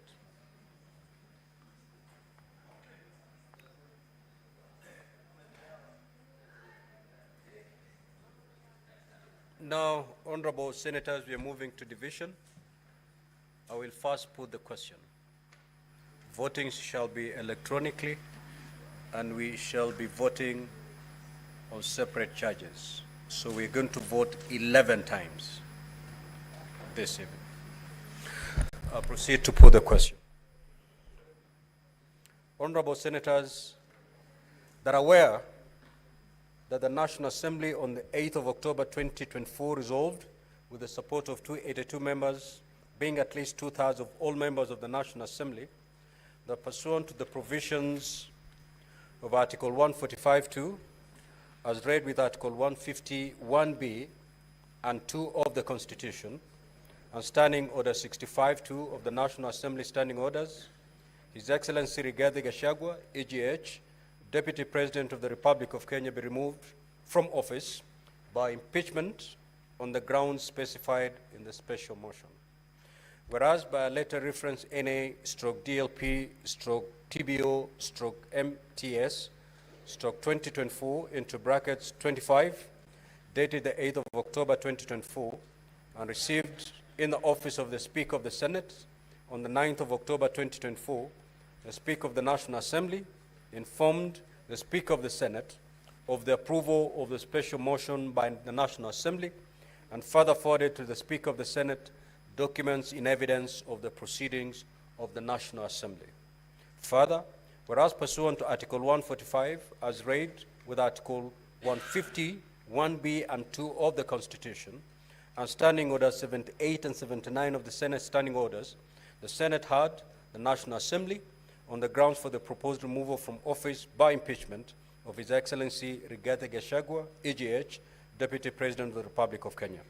And further, whereas pursuant to Article 145, as read with Article 150, 1B and 2 of the Constitution, and Standing Orders 78 and 79 of the Senate Standing Orders, the Senate also had His Excellency Rigathi Gachagua, EGH, Deputy President of the Republic of Kenya, on the grounds of his proposed removal from office by impeachment of the Deputy President of the Republic of Kenya. Now, therefore, pursuant to Article 145, as read with Article 150, 1B and 2 of the Constitution, and Standing Order 78 and 79 of the Senate Standing Orders, the Senate resolves to remove from office by impeachment His Excellency Rigathi Gachagua, EGH, Deputy President of the Republic of Kenya, on the following grounds. 1. Gross violation of Articles 10, 2A, B and C, 27(4), 73(1)A and 2B, 75(1)C, and 129(2) of the Constitution, and Article 147(1) as read together with Article 131(2)C and D of the Constitution. 2. Gross violation of Article 147(1) and 152(1) of the Constitution by undermining the President and the Cabinet and the effective discharge of the national government's executive mandates. Number 3. Gross violation of Article 6(2), 10(2)A, 174, 186(1), 189(1), and the fourth schedule to the Constitution by undermining devolution. Number 4. Gross violation of Article 161 of the Constitution on the institutional and decisional independence of judges. Number 5.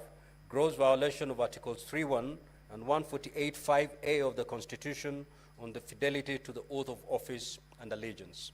Number 6, serious reason to believe that His Excellency the Deputy President has committed crimes under Section 13(1)A and 62 of the National Cohesion and Integration Act. Number 7, serious reason to believe that His Excellency the Deputy President has committed gross economic crimes under Sections 45(1), 46, 47(a)(3), and 48(1) of the Anti-Corruption and Economic Crimes Act, and Sections 2, 3, 4, and 7 of the Proceeds of Crime and Anti-Money Laundering Act. Number 8, serious reasons to believe that His Excellency the Deputy President has committed crimes by continuously misleading members of the public through false, malicious, defensive, and insightful remarks that are contrary to the provisions of Section 132 of the Penal Code and Section 29 of the Leadership and Integrity Act. Number 9, gross misconduct that is incompatible with the high calling and dignified status of the office of the Deputy President and a member of the Cabinet and the National Security Council. His Excellency, the Deputy President has publicly attacked and undermined the work of the National Security Intelligence Service and its officers. Number 10, gross misconduct by openly or publicly insubordinating the President, who is the head of state and government. And number 11, gross misconduct by persistently bullying state and public officers. As I've already indicated, honorable senators, voting shall be done electronically. So at this juncture, I will ask honorable senators to pull your cards out of the delegate unit. Sergeant at Arms, kindly go around and pick all the unattended delegate cards.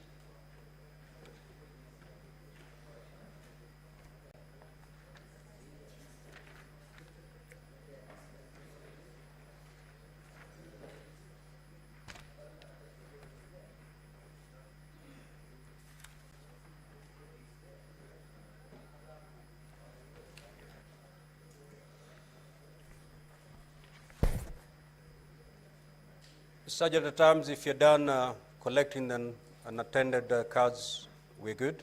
Now, honorable senators, you may log in back.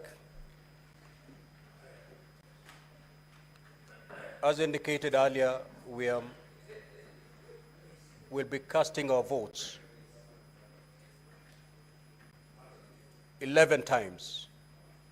So the vote you're going to cast at the moment is for charge allegation number 1, which is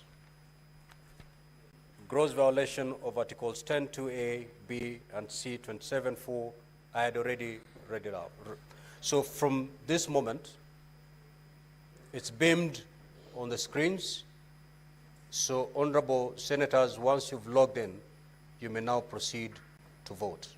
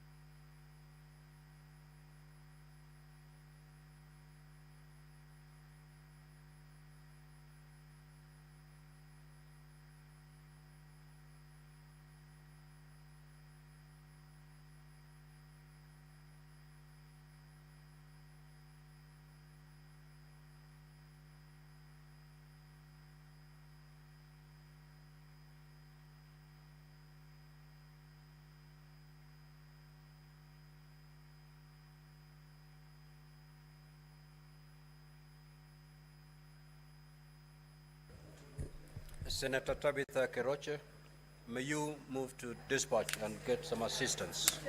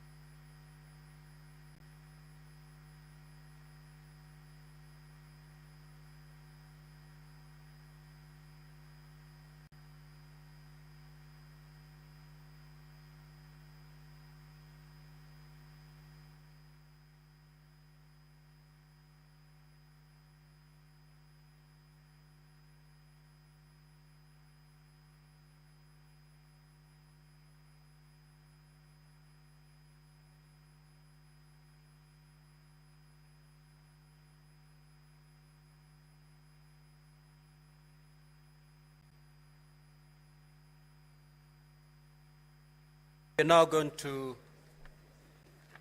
allegation number 2. It's been beamed on the screen. You may now vote.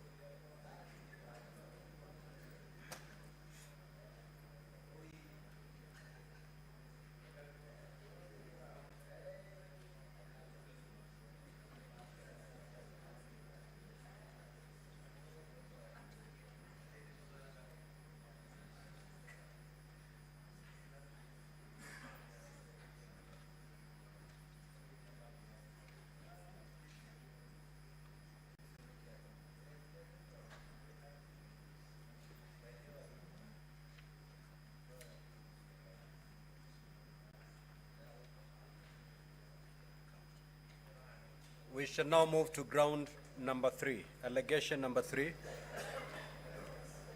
Can you beam it? There we are. Honorable Senators, you may now proceed to vote on allegation number 3.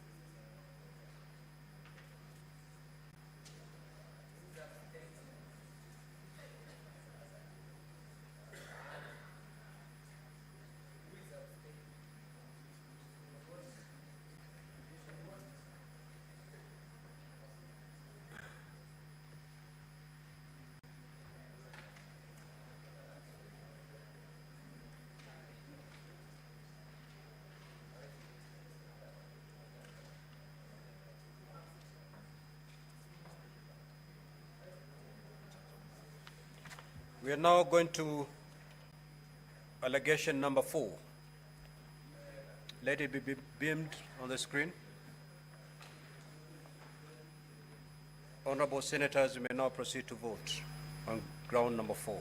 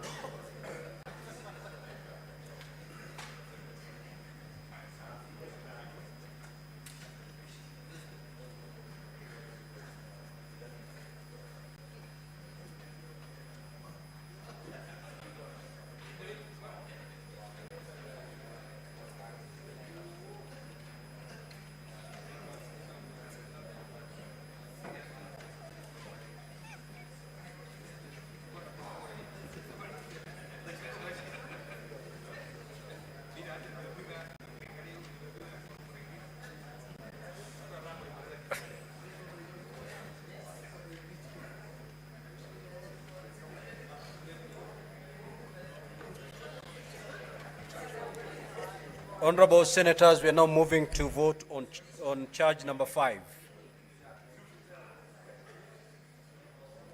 You may now proceed to vote on charge number 5.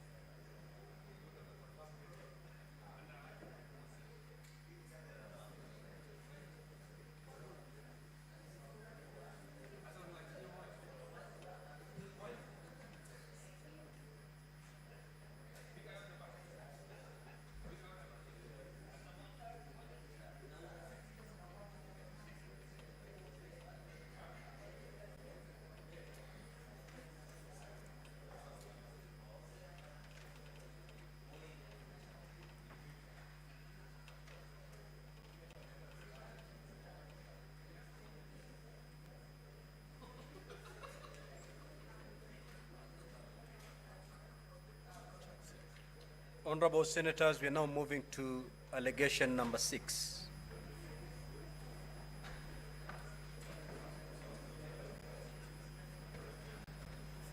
Honorable Senators, you may now proceed to vote on allegation number 6.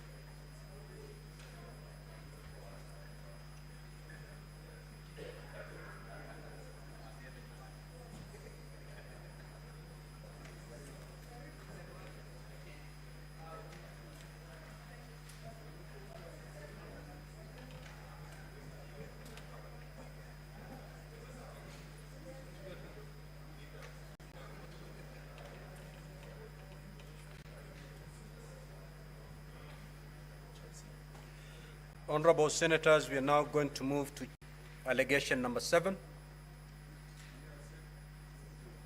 Honorable Senators, you may now proceed to vote on allegation number 7.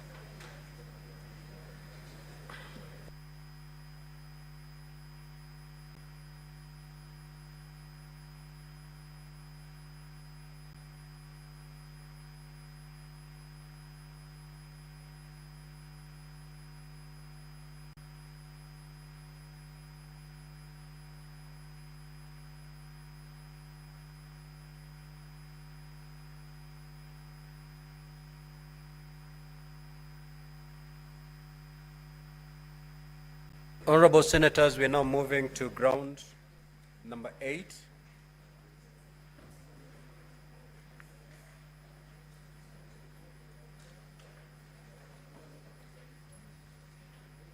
Honorable Senators, you may now proceed to vote on ground number 8.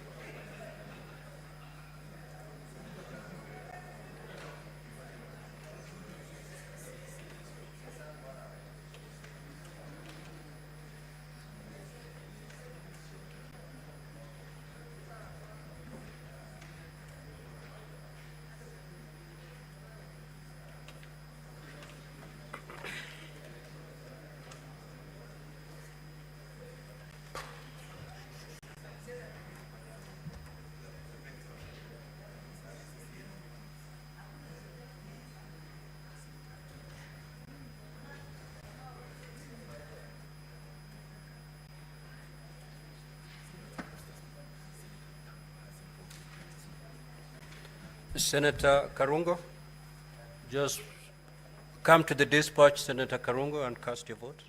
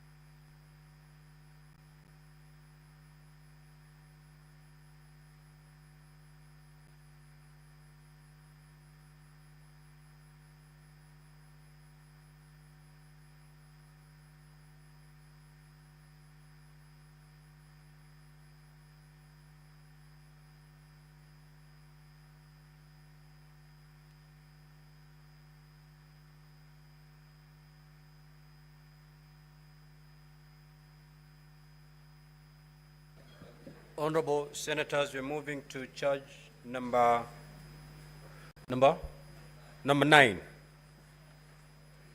You may proceed to vote.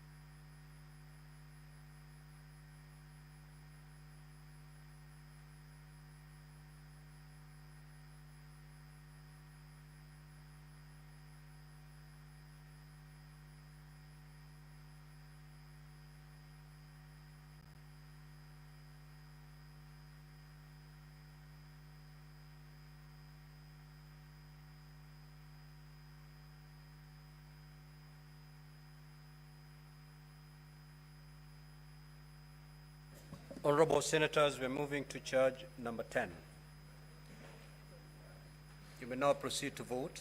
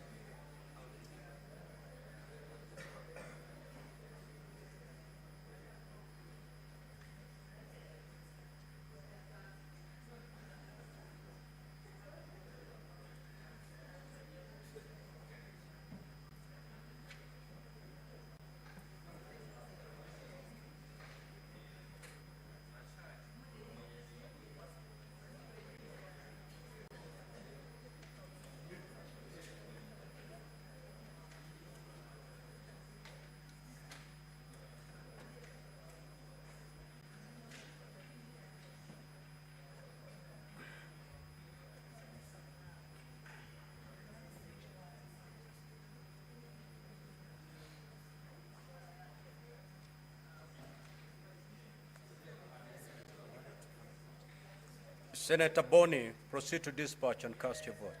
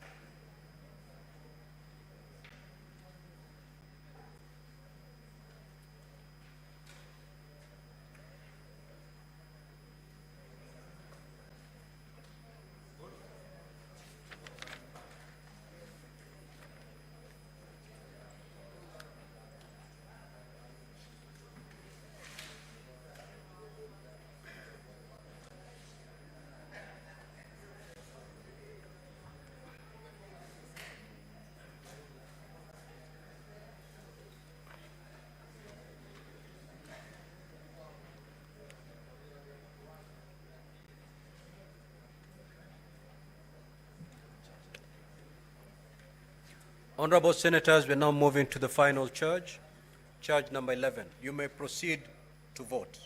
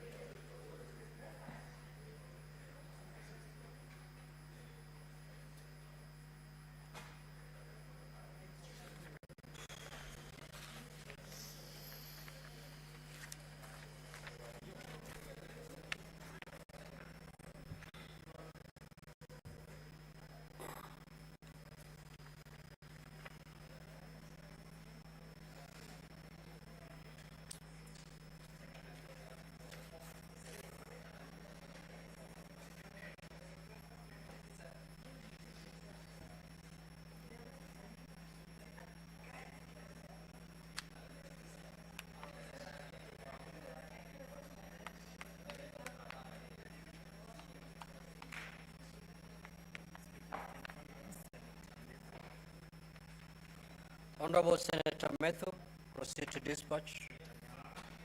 Senator Karen Nyamu, likewise.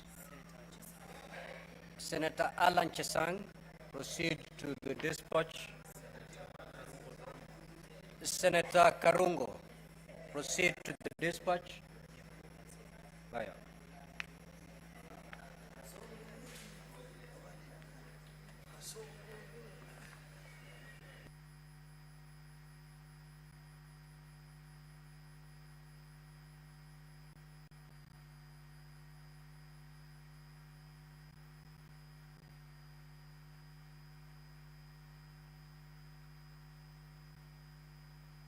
Senator Miraj, proceed to dispatch and cast your vote.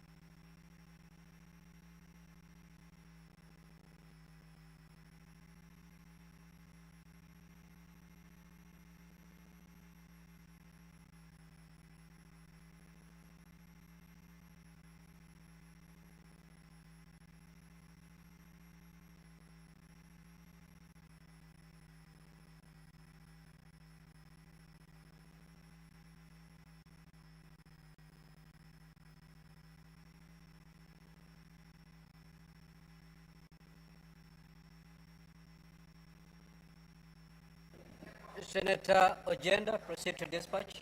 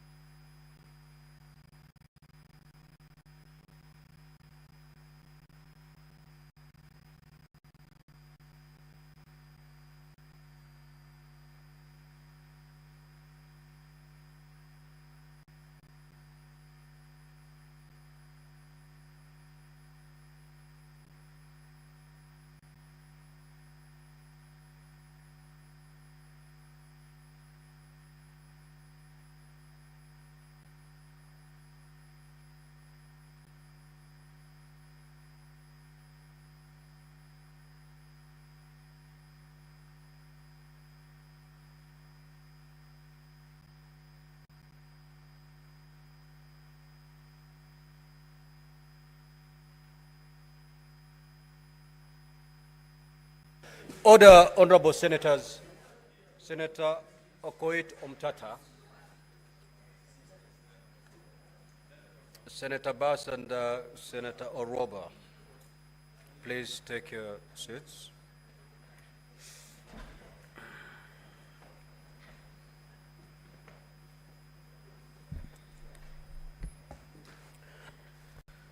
Now, the result of the division is as follows. Charge number 1, ayes 54, nays 13, abstention 0. So the ayes have it. Charge number 2, ayes 28, nays 39, abstention 0. So the nays have it. Charge number 3, ayes 19, nays 45, abstention 3. So the nays have it. Charge number 4, the ayes at 51, nays at 16, abstention at 0. The ayes have it. Charge number 5, ayes 49, nays 16, abstention 2. So the ayes have it. Charge number 6, ayes at 48, nays at 18, abstention 1. So the ayes have it. Charge number 7, the ayes 13, nays 53, abstention 1. So the nays have it. Charge number 8, ayes 27, nays 40, abstention 0. So the nays have it. Charge number 9, ayes 46, nays 20, abstention 1. So the ayes have it. Charge number 10, ayes 22, nays 45, abstention 0. The nays have it. Charge number 11, the ayes 18, nays at 47, abstention 2. So the nays have it.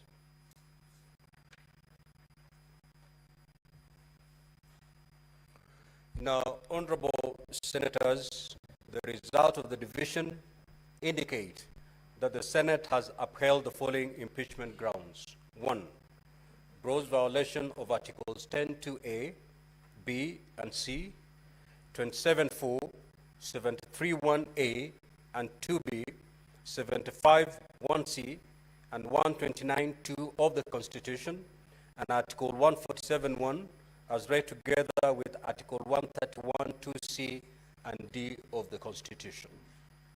4, gross violation, ground number 4, gross violation of Article 161 of the Constitution on the institutional and decisional independence of judges.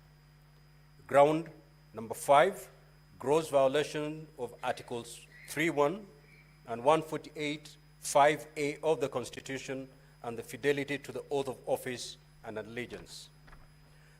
Ground number 6, serious reasons to believe that His Excellency the Deputy President has committed crimes under Sections 13(1)(a) and 62 of the National Cohesion and Integration Act. Ground number 9, gross misconduct that is incompatible with the high calling and dignified status of the office of the Deputy President and a member of the Cabinet and the National Security Council. His Excellency the Deputy President has publicly attacked and undermined work of the National Security Intelligence Service and its officers. Now, honorable senators, pursuant to Article 145(7) and 151(b) and 2 of the Constitution and Standing Order 78(8) of the Senate has resolved to remove from office by impeachment His Excellency Rigathi Gachagua, EGH, the Deputy President of the Republic of Kenya. Accordingly, His Excellency Rigathi Gachagua, EGH, ceases to hold office. I thank you. You may rise, honorable senators.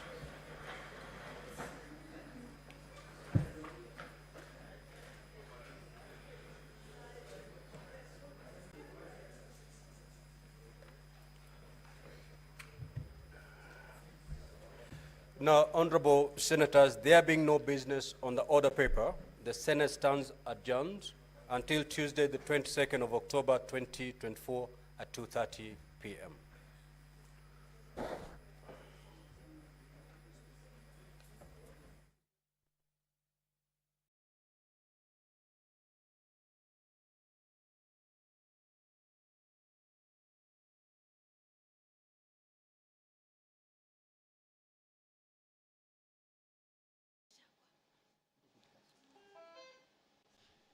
You've been watching the impeachment of Deputy President Rigathi Gachagua, who has been found guilty on 5 charges. This special broadcast has been brought to you courtesy of the Parliamentary Broadcasting Unit in conjunction with the Kenya Broadcasting Corporation, on behalf of the team led by the coordinator Doris Gitonga and producer Bernard Timbe. My name is Edward Kabasa. Thank you for watching.